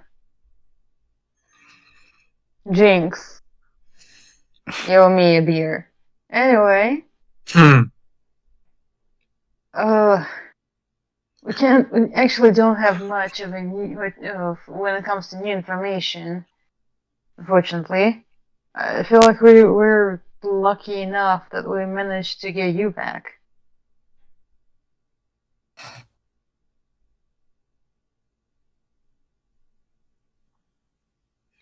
I reached I out think to I him. would have. Go ahead. I think I would have figured out a way back one way or the other.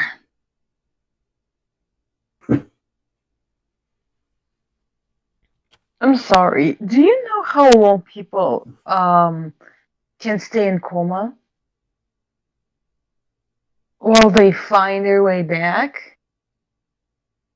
I mean, I'm not trying to be rude, of course, but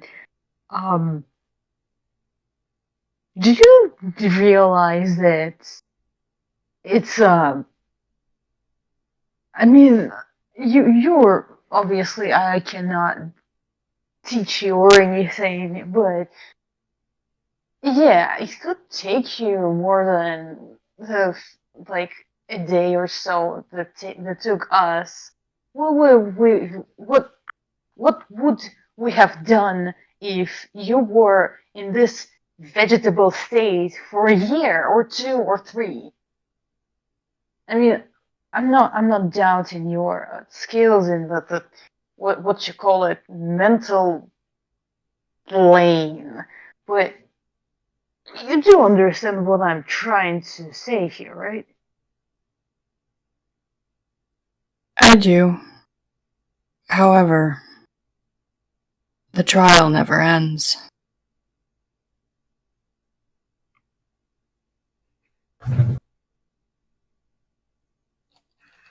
I think I would have found my way back sooner rather than later. No offense, Commander, but I couldn't take that chance. I understand. Yeah, we couldn't. So, to keep you update you on everything. Internal Affairs is here. They believe that. So I remember this might have been an inside job to shoot you. My mother is being called back to answer some questions, and I had to inform a member of Internal Affairs about you being trapped in your own head because they couldn't get rid of her without raising suspicion, and I don't want to do that right now.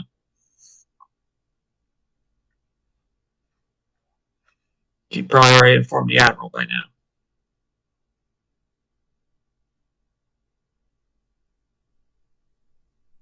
It was just a deep, heavy sigh, and you can tell she's just like, there's a muscle working in her jaw, and it's like she's clearly not happy about some of that, but she's staying restrained.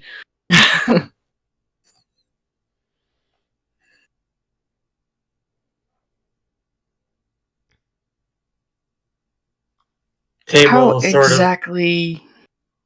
Go ahead. Table sort of looked down at her, seeing her jaw work. Table sort of looked down a little bit, but then looked back up and make eye contact with her. Like, I had to make a decision, and this is the one I chose. She gives them like a tired half smile, and it's like you can tell it would be more if she wasn't in the state she was in. But she nods at them, and it's not the decisions I'm upset about that you made. You're the acting commander. You are in a tough position, and you have to make the call as best as you are able to with the information that you have. That's part of being in command. What I'm more upset about is the other details. Internal Affairs is Command's version of the boogeyman. No one wants a visit from Internal Affairs. It is at this point that you have to remember that they are currently stationed in the Madrid field office. Yeah, I will.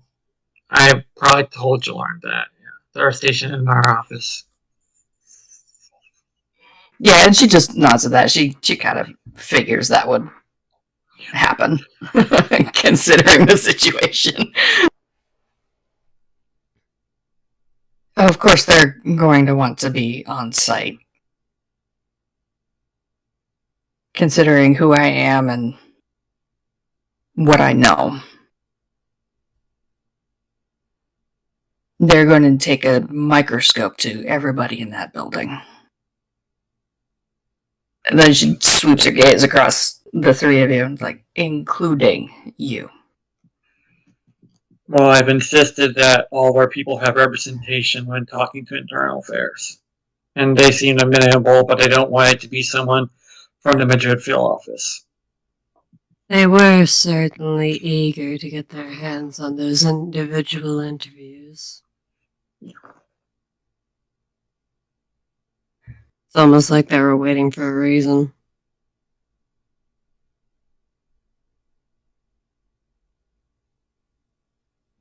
Our office does not act according to typical traditions within most departments. Naturally, they'd be keen on getting a hold of people individually. They're going to be after more than just who shot me and why. What else would they be looking for? Any reason to dismantle Madrid?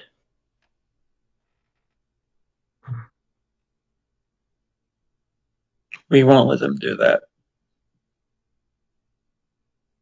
I need to go to my office real quick. Go ahead. Claire's gonna run off. Oh. Kavai is currently breaking into your security system to get your video of the person who shot you. I think that will be a good litmus test of what she's learned. We'll see how far she gets. I think at that moment, you get a ping on your phone that, like, or the equivalent of your phone, comments that, like, multiple layers of security have been, like, just cascade activated, and, like, breakers have flipped, and maybe there's a fire, but it gets put out. It's like that moment. I see. Yeah, it's that moment in Leverage where everything has gone like tits up, and this is backup plan like number whatever. It's probably what's probably stifling you the most, Kavai, is not the fact that you can't get past some of this stuff. It is after about the second layer, the security system becomes adaptive. So. Oh shit! Yep. It learns. And this is going to be nothing. Yeah, and this is going to be nothing like what you've encountered at the Madrid headquarters trying to slice into their stuff and Jaloryn putting up a blocker. That's within Federation boundaries. And like she'll push those boundaries, but it stays within Federation boundaries. This is a civilian home where she's got freedom to enact all kinds of stuff. Yep. You're probably discovering something, Kavai, as well, in terms of Jaloryn's security system. It doesn't use one particular type of code. The adaptive coding does something, probably the most horrific thing you've ever seen. It's smart, but it's horrific. It might use standard, like galactic standard for code for one asset, and then once that is potentially threatened, it switches over to, like, Bajoran-based code. Or it switches over to something else. Oof. And a lot of those codes that it keeps switching back and forth to are in languages that you cannot recognize. You just have never been exposed to them before, which also adds a layer of terrifying. Oh. How the fuck? It's also giving you an idea of just how good Jaloryn is. I think it's like what you've encountered at Madrid is like pales in comparison to this. The worst part for you, Kavai, is you've probably gone through the first and second layers of the defense, no problem. It's third onwards that's the problem. It feels almost like first and second are bait.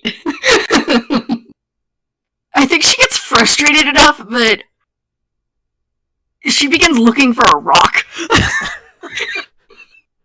Like, she's just like, this is ridiculous. Like, still fully under the impression that this is needed.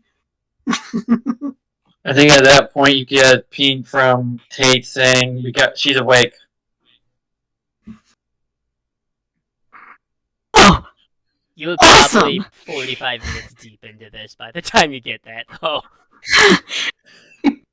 Hearing this, they casually throw aside the rock.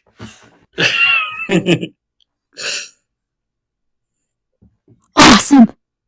Cool. Great. I take the commander security system is robust.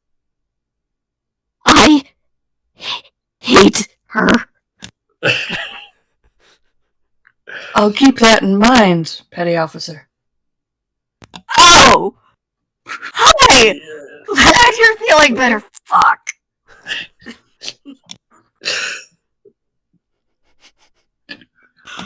Oh shit, that panel's on fire. Everything is totally fine!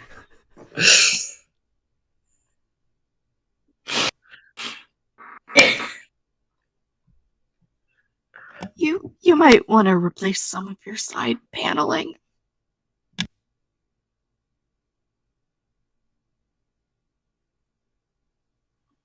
Noted. I'll start heading back now.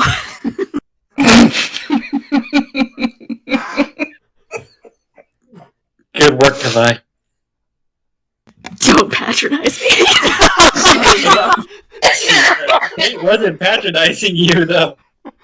They don't care. They're so mad. Anyone, like, passing by on the street, just, she is radiating everything, like, awful. There's a Ferengi merchant that you may have encountered in the past that will not even make the attempt to do that. He will not even try. He is not willing to trade in his life for something like this. It takes a lot for Kamai to actually be angry. This is very funny for me. Some poor accountant walking home just decides to cross the street for no reason in particular. Hella. But you all eventually do depart and make it to the Madrid field office where Internal Affairs is there. As well as, frustratingly, perhaps, is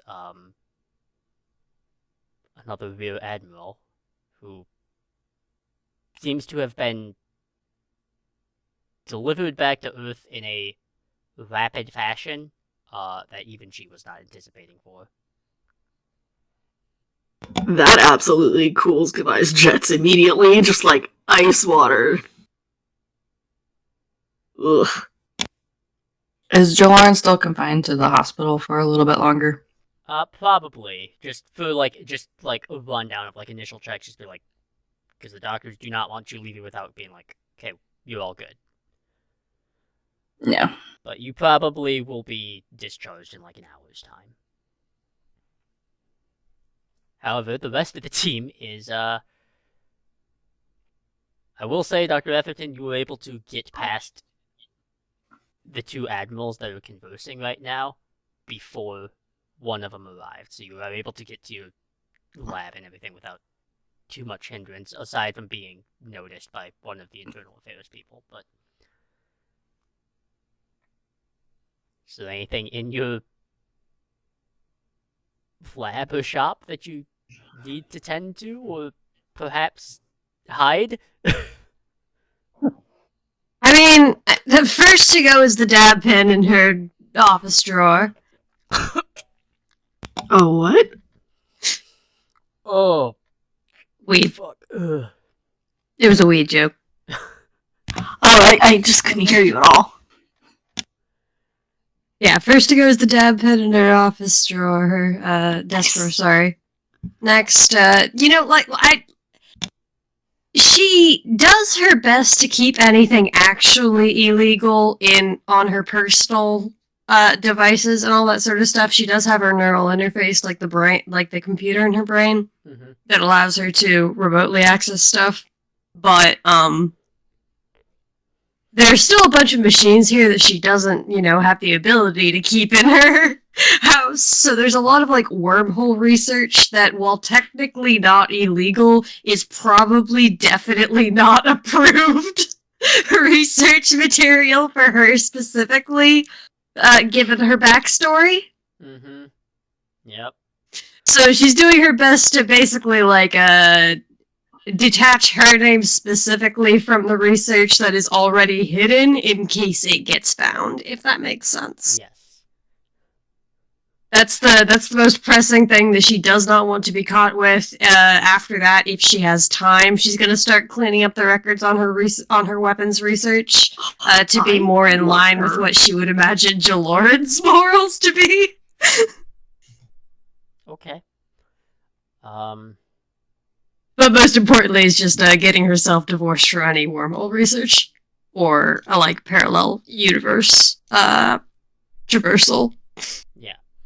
Alright. As you go through that, you can do that fairly standard. However, the Admiral Cade will actually stop talking to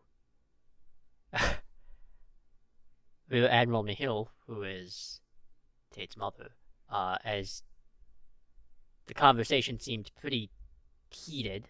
And she looks like she was trying to, say something back to this man, though he is not going to go for that, and he will simply shut down the conversation before looking towards you, Tate, and begin walking over your direction.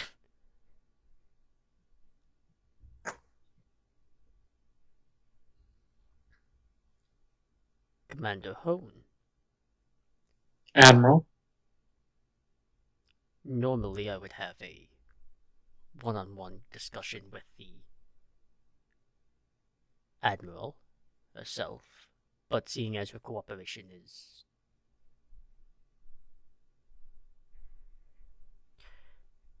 tests the limits of my patience. I have a particular request that you may be able to fulfill. Tate will hesitantly say, "What is that?" She's a very guarded individual, and I doubt she would be very open with me if I were to do any form of questioning. You want me to question her? You catch on quickly. What do you want to know? And internally, Tate is screaming, but on the outside, they're just being calm.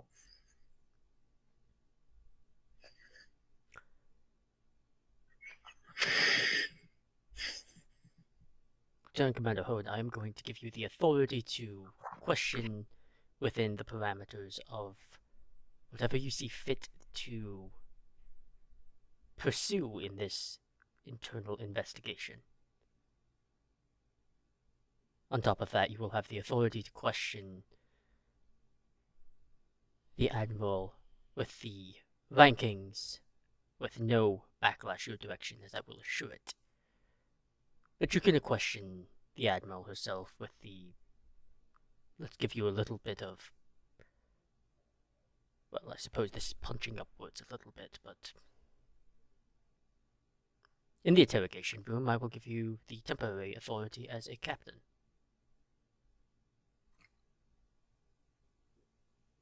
Understood, sir.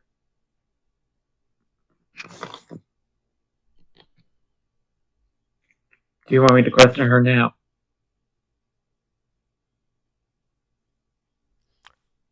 Yes, please do. I do believe I have a hospital visit I must attend. The commander is awake, so she's being checked over by the doctors. They should release her within the hour. Yes, well, time is of the essence, and I'm pragmatic. Understood, sir. Tate will nod to him and hesitantly go up to their mother and say, "I have to question you now. We have to go to the interrogation." You have to what? I have to question you now. And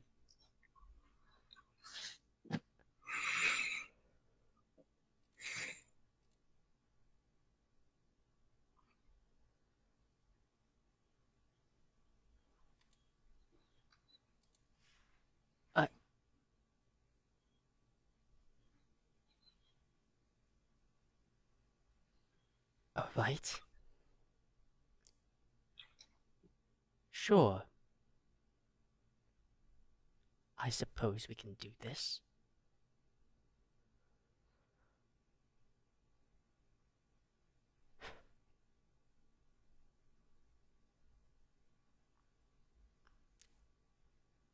Lead the way. and I will lead her to interrogation.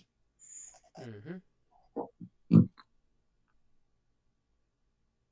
Out of character, I am shaking.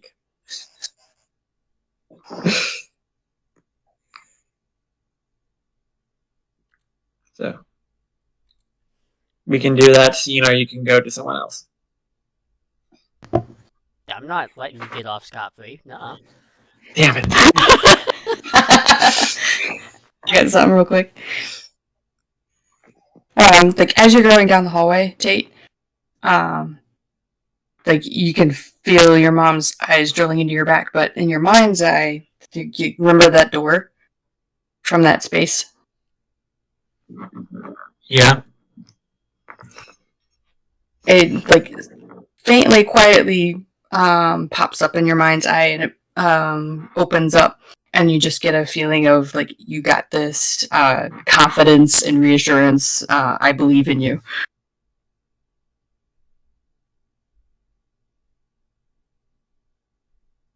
And then it just kind of fades away.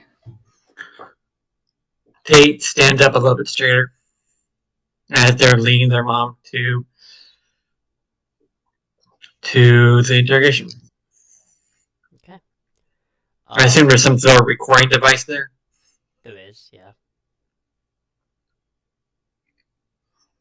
So Tate will pull out a chair for their mother and then sit down themselves. She'll Across the begrudgingly sit down. She'll sit up straight.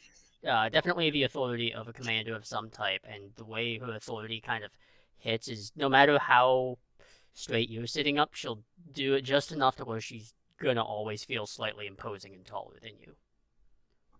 I mean, she technically is taller than me, so that's really not much of a change.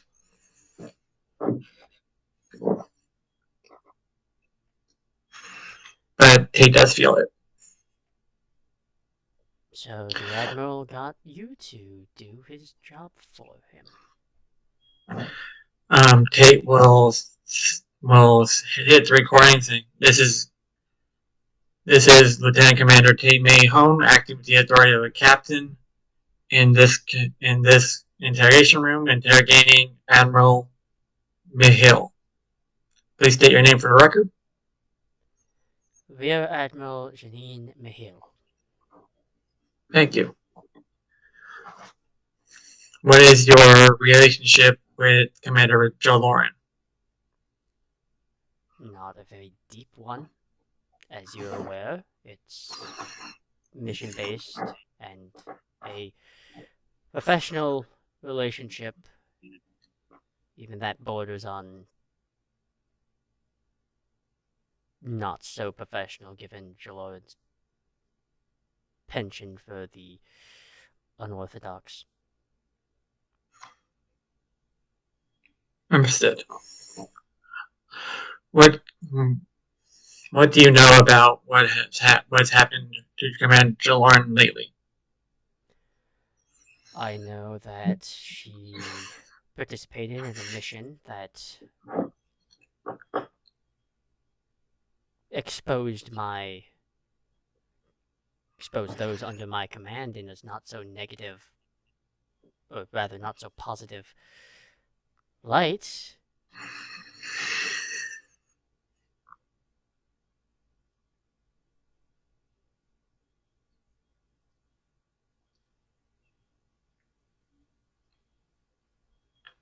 Okay, out of character. I'm not entirely sure what to do here.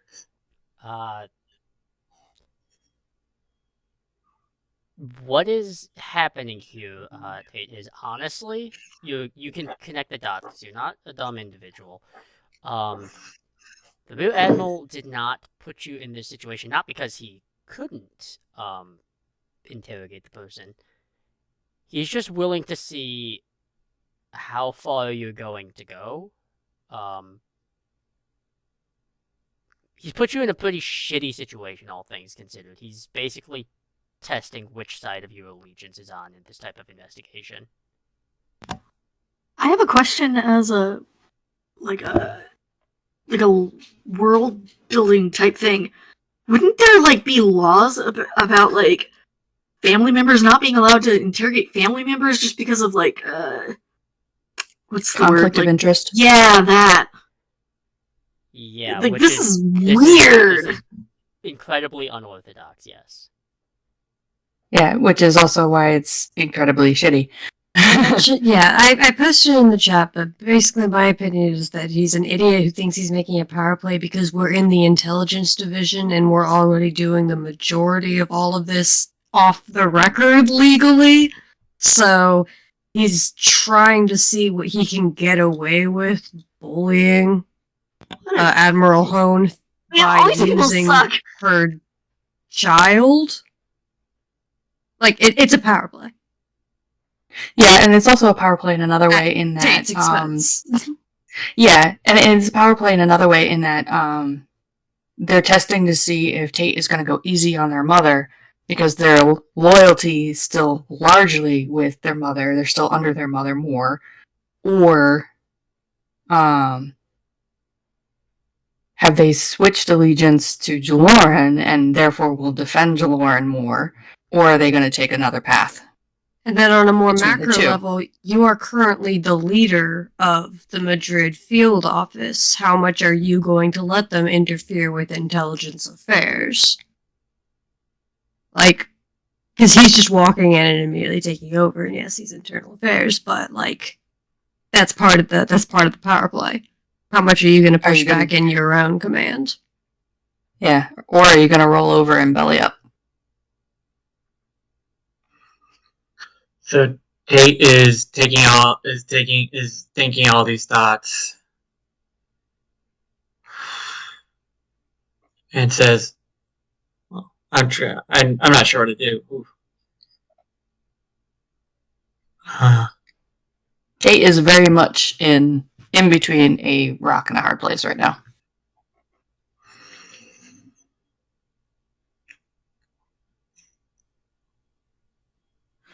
Can you account for your movements? And I'll state, like, when Jaloryn was shot, can you account for your movements when Jaloryn was shot? The time that Jaloryn was shot.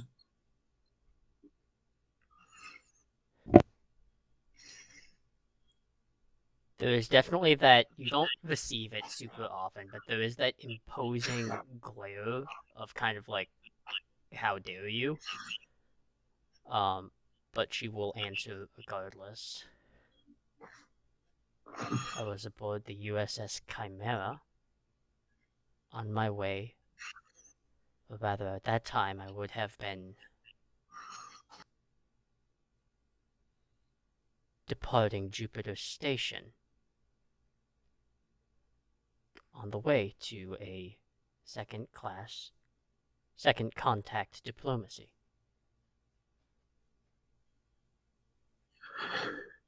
Okay. Tate will pause the recording.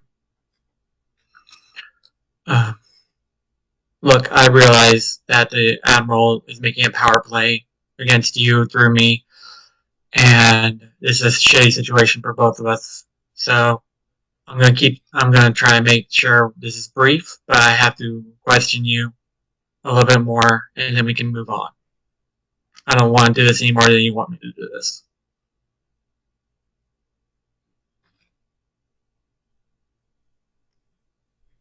Fine.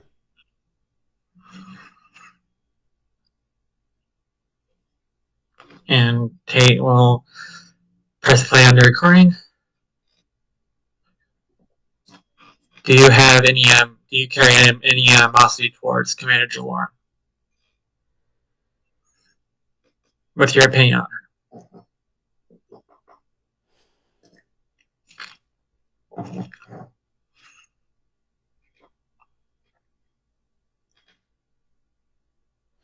Loyal to their ideals,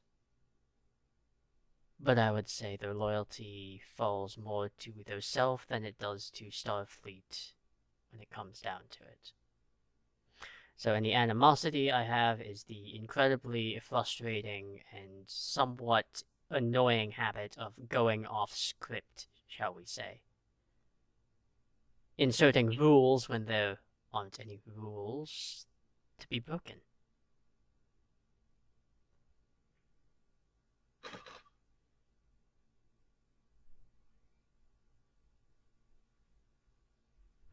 So yes, there is a little animosity as the previous mission that you were a part of kind of went belly up and in an absolute opposite direction that puts us on very testy waters with the Sol System and Orion.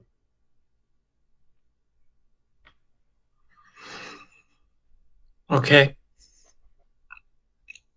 Did you order Commander Jaloryn to be shot?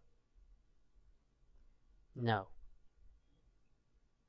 I press. I stopped recording. No, then I press play one more time. Did you order anyone to shoot? Or did you order anyone to instigate any sort of violence towards Commander Jaloryn or the Madrid field office?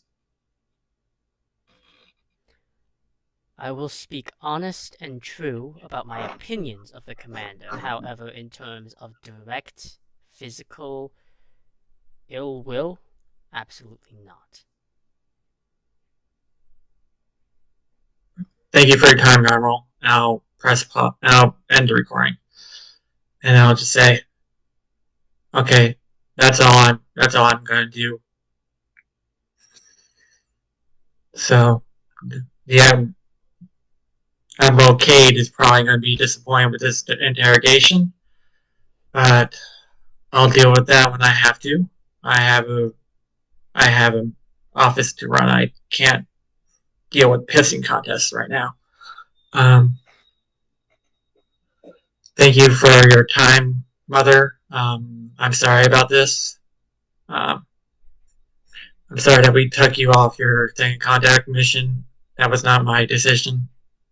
Obviously, I don't have the authority to make that decision.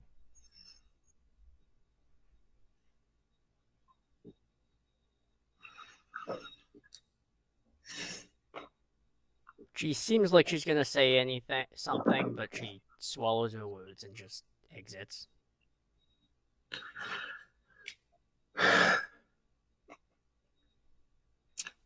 Tate will sit there for a moment and just be like, I really dislike being used like this. And we'll wait for the Admiral to leave, sit there a little bit, try to compose themselves, and then get up and go about their business. Okay.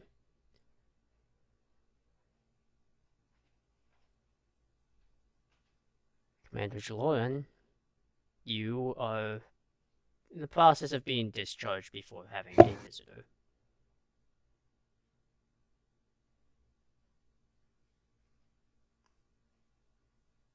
She's at the moment just at the moment she's just sitting calmly waiting for the orderly to finish up their checks.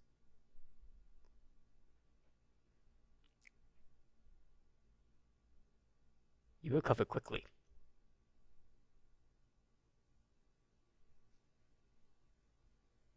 I have a team to get back to. Your team is unusual.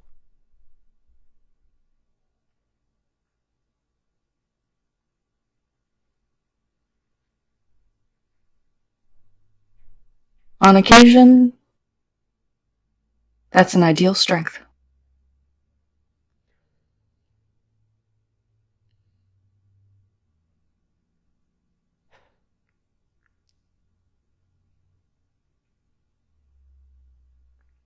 Commander, I am sure you and I have no illusions about the rivalry that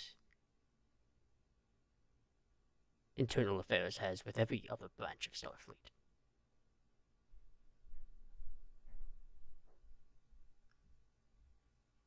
That being said, at the moment, our goals do align. I wish to catch the perpetrator. I am sure you do as well.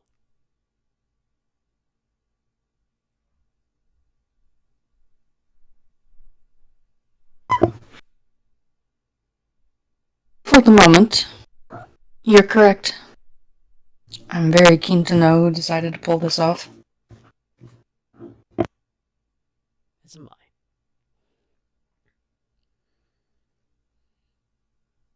Then might I make a proposal?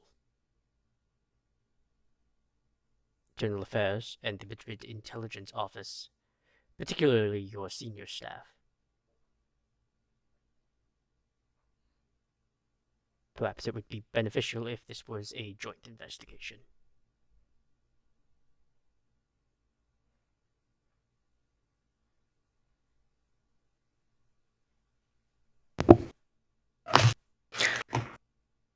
She ponders that for a moment. And then she does a quick short nod. I agree. It would be beneficial for both offices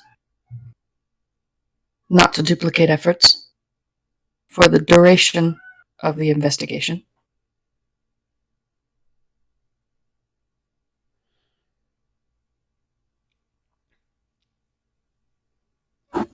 And just so we are understood, Commander, I am doing you a favor by allowing you to investigate this.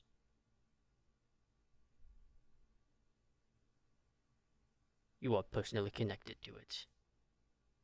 Me choosing to allow you to participate is unorthodox and ill-advised.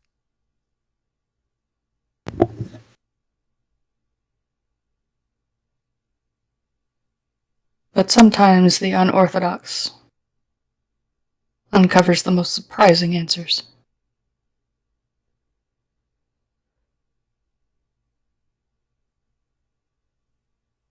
Then this will be under a joint investigation, and officially we will put that as such.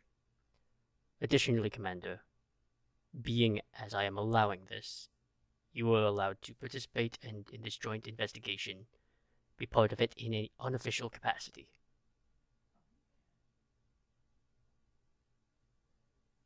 Understood. In other words, during the time of this investigation, you will have no authority as commander. You are simply going to be a civilian consultant.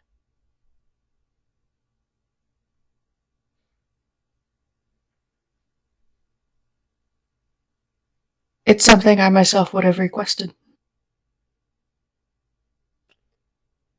Well then. Would you prefer a shuttlecraft or just transport to your office?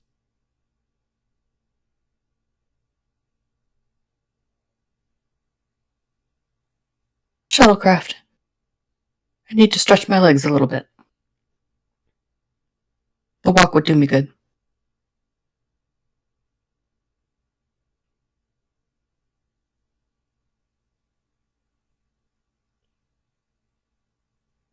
Yep, okay. Board a Type 8 shuttle and are able to depart. I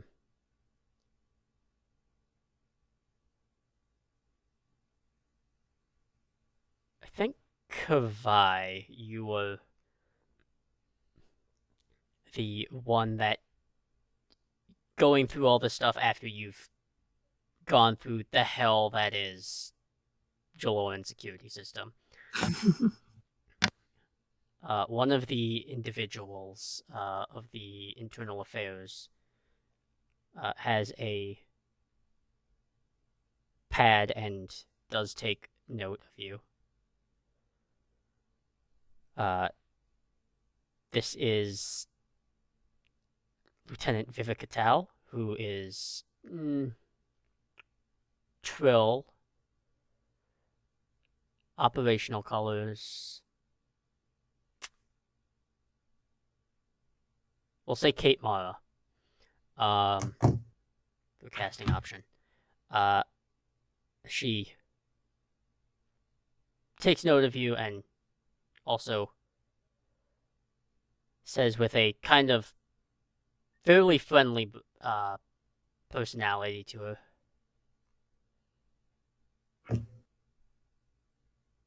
Do you want to just get this over with right now?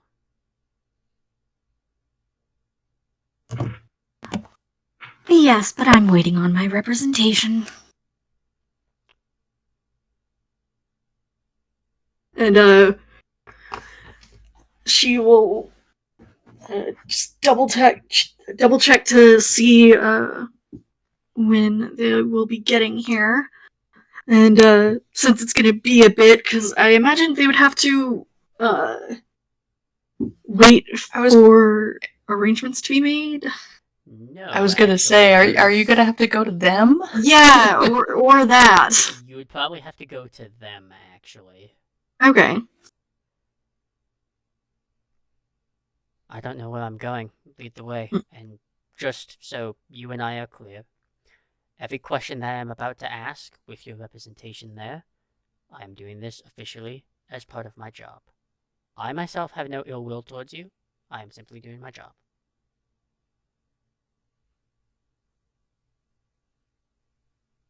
Like a once over? Like, do I believe them? Yeah, she seems very honest about that. Like, she is going to follow through with all the questions that she has been able to dig up about anything about you, but that is in an official job professional capacity. Outside of that, she Yeah, good luck with that. Care.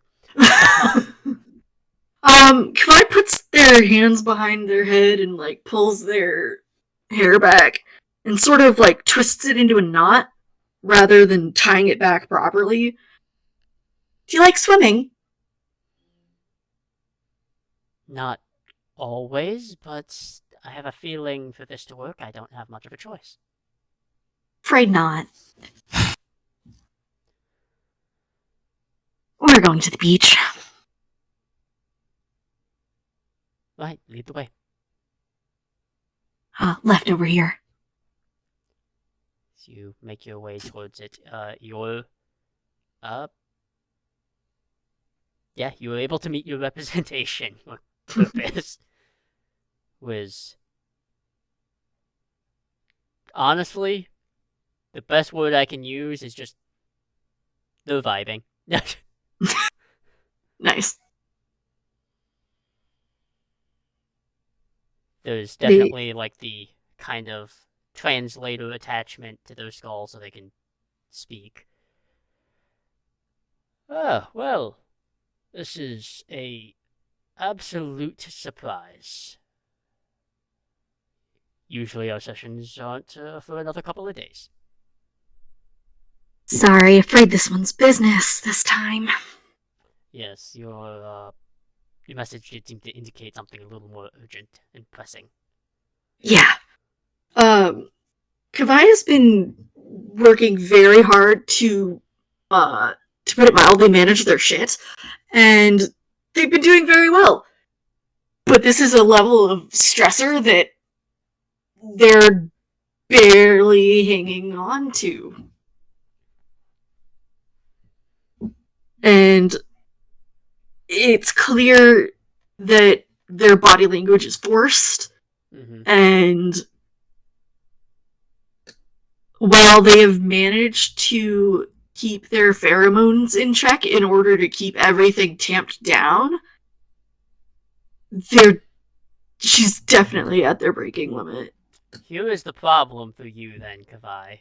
Yeah. Lieutenant Tao is, for internal affairs, is actually a behavior specialist, and especially in micro-expressions. For them! But she will simply kind of gesture to somewhere on the beach or within, like, the waves. Any particular spot that you feel is the most calming? I think if I would just, like, hook a thumb and point to, like, a nice area along the beach that has some, like, smoother rocks that would be more comfortable for people that, enjoy land more, but they just hop off the rock and splash in the water immediately. Okay. She doesn't seem to mind getting, like, the pants of her uniform wet, as she kind of just, like, half sits. Again. The immediate moment that Kavai is under that water, though, she just fucking screams. It is ear-splitting. It is not the first time her therapist has heard this happen, and it will not be the last. Wildlife clears off in the immediate vicinity. All the fish turn belly up, Noise King. Yeah. Actually, that has probably literally happened at least once. But not this time, but very close. Okay. This is bad. She will. Lieutenant Tal will kind of sit on the rock. As a reminder, Petty Officer, you can choose not to answer any of the questions I present to you. Just understand that those are responses in their own right. Understood.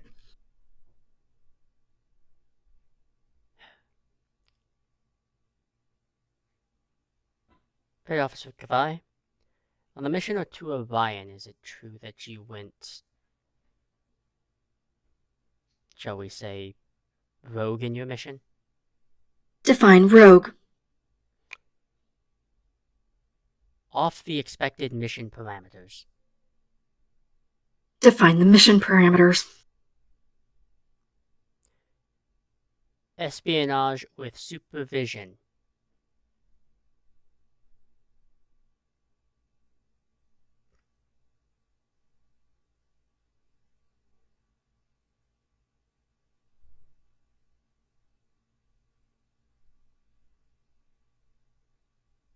I, player, am trying to determine how close could I get to lying without actually lying.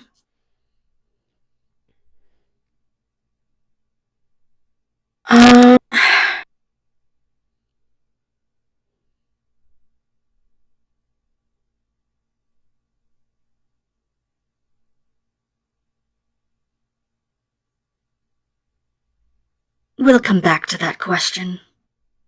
I don't decline to answer. I need time to think. That is an acceptable response. Followed up question then. Do you believe the mission to Orion was a worthwhile endeavor?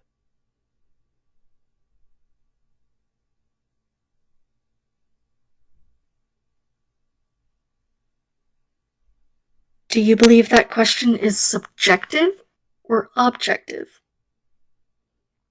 Because that, from my understanding of the question, depends on a lot of different factors.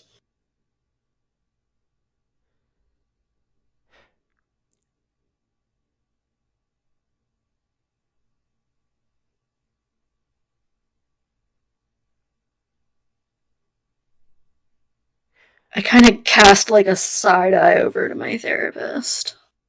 He kind of tilts his head, but also kind of gives you a look like, I'm not intelligence. I'm here to offer support when it becomes kind of more necessary, but I don't know intelligence that well.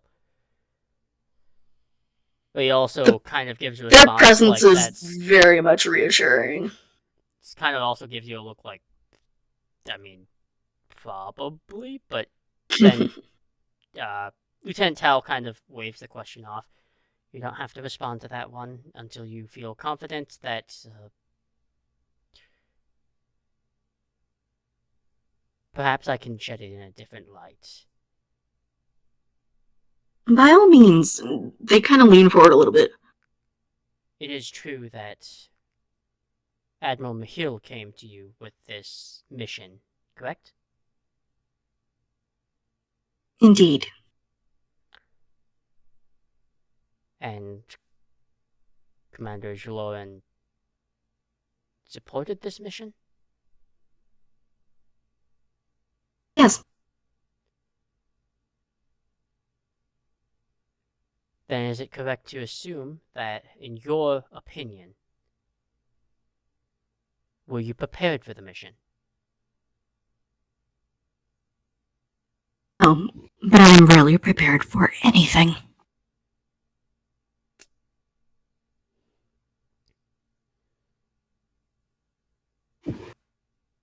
Have you ever met a Q? No, I have not.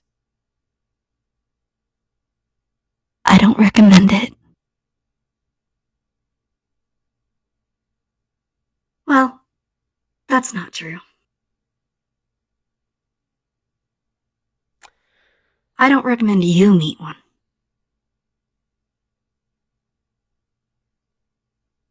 Doesn't really flinch at that and just goes down the list of a bad.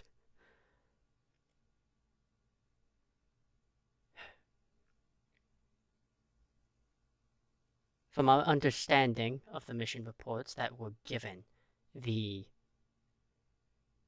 mission was espionage, stealth, and observation. Is it also true that it was under the request that Admiral Hill, that the Defiant class vessel that you were currently operating with, was to be an unknown, and its presence not to be revealed? I genuinely don't remember. It's above my pay grade.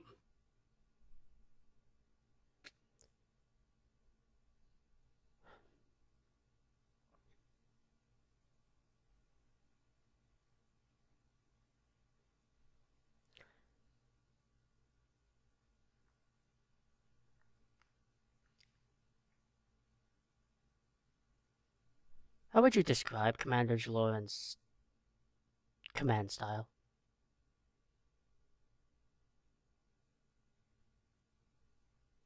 Compared to what?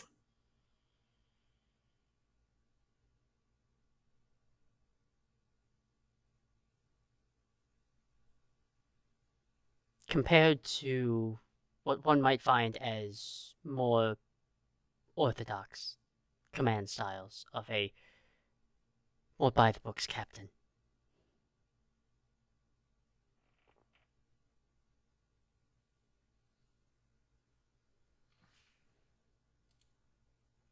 They kind of lean back in the water and get like a, I don't want to say wistful expression, but they're not here for like a good solid couple minutes. They're going through a list of every captain and every story they've ever read secondhand. Mm-hmm. And they just don't say anything.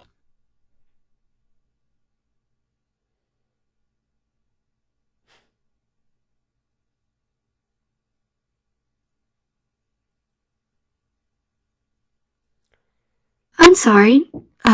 What were you saying? Never mind, that question is far too broad anyways.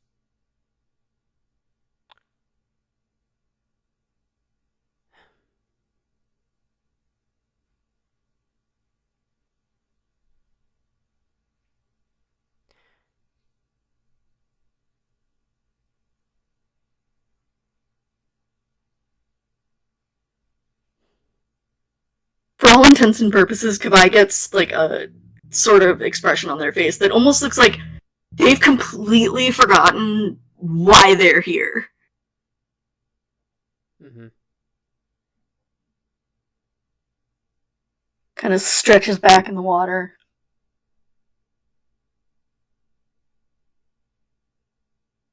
Have you seen the latest Talion 3 episode? No, my work keeps me busy. Oh, I'm sorry to hear that. It's very good. I don't want to spoil it for you, though, in case you ever get a chance. I read plenty of official records that I find incredibly interesting, and find connections. That is my job. I'm a behavioral specialist. Oh. Fascinating. And they mean it genuinely when they say it.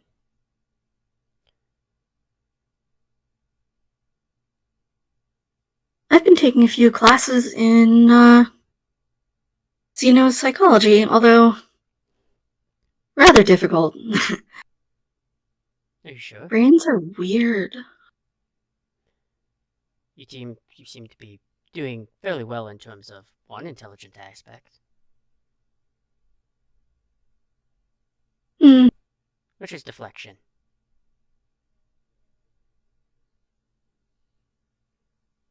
That's something I can get a grade on.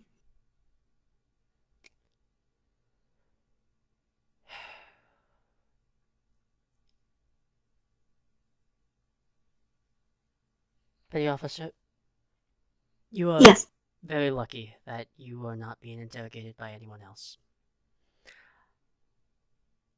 As I have far more interesting interviews to go to.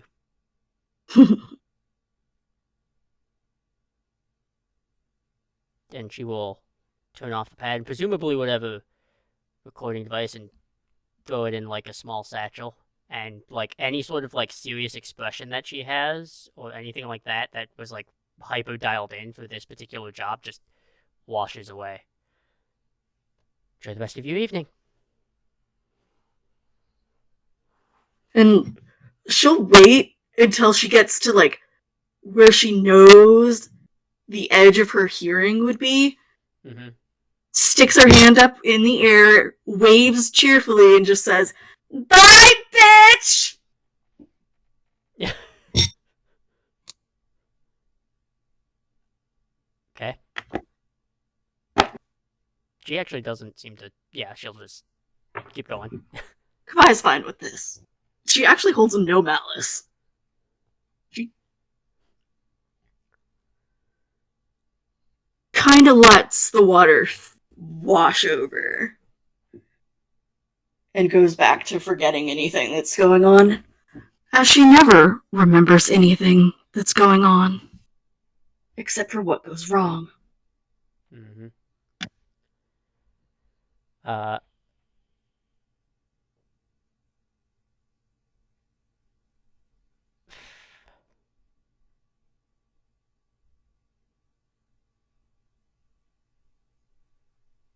Commander Jaloryn, you're back at your Madrid field office, as I'm sure you will connect with Tate momentarily, who is probably less than pleased to see Admiral Cade with you.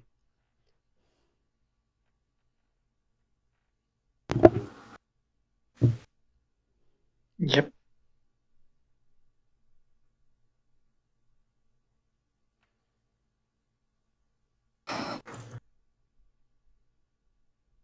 She looks to Tate.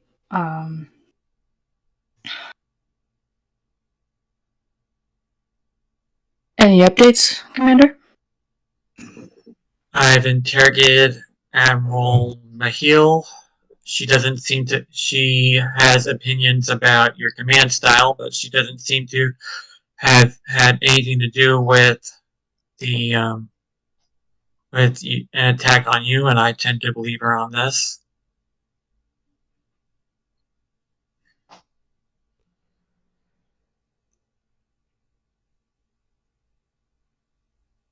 Well then, we've gone through every type of interrogation thus far. Each one of your team that we figured had connections, either direct or indirect. They seem to be cleared.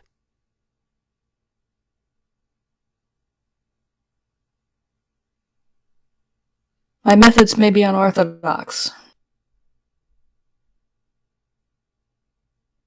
but I'm certain of the people I choose for my team.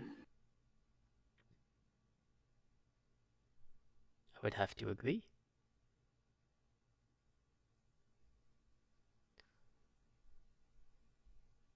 Well then. Before anything can be said,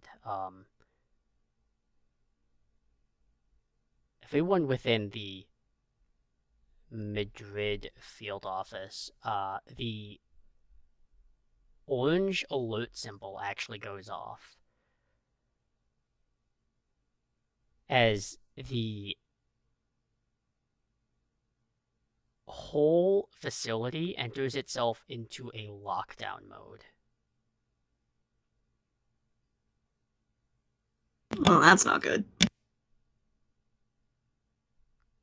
The windows get closed with some type of metal alloy, and every aspect of it turns into like this field office has gone into survival mode.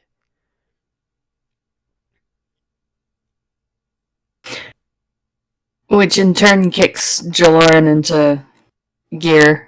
She starts leading their small group down the hallway. Tate would immediately recognize that they're headed towards the secure conference room. Mhm. And the entire time she's clipping off orders. She wants to know exact location of where everybody's at. She wants immediate updates of what tripped the alarm, along with a list of other things to check on that she expects to have ready and scrolling on the screens them as soon as they enter that room. Yeah.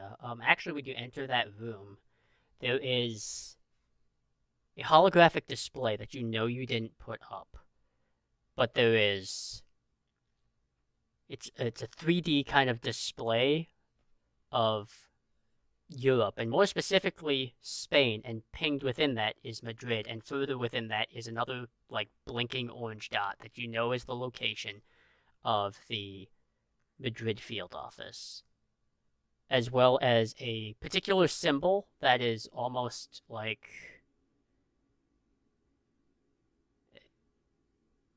it almost looks like a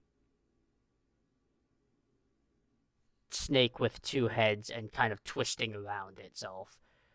Uh, a weird type of hydra almost.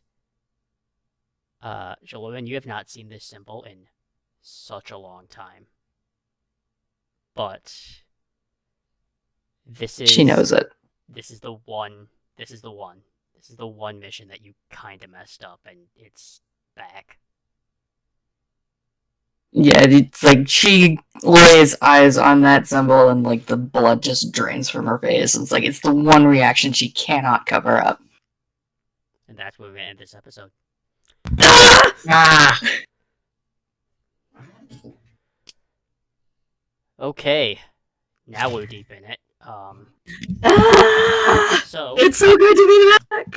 But yes, so what'll happen here is this has been a fun little reintroduction into the Star Trek Intelligence series.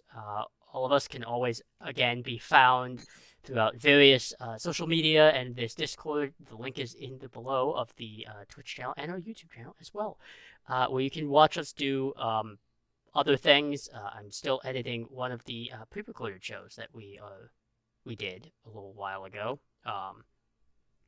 But we're back to saying it.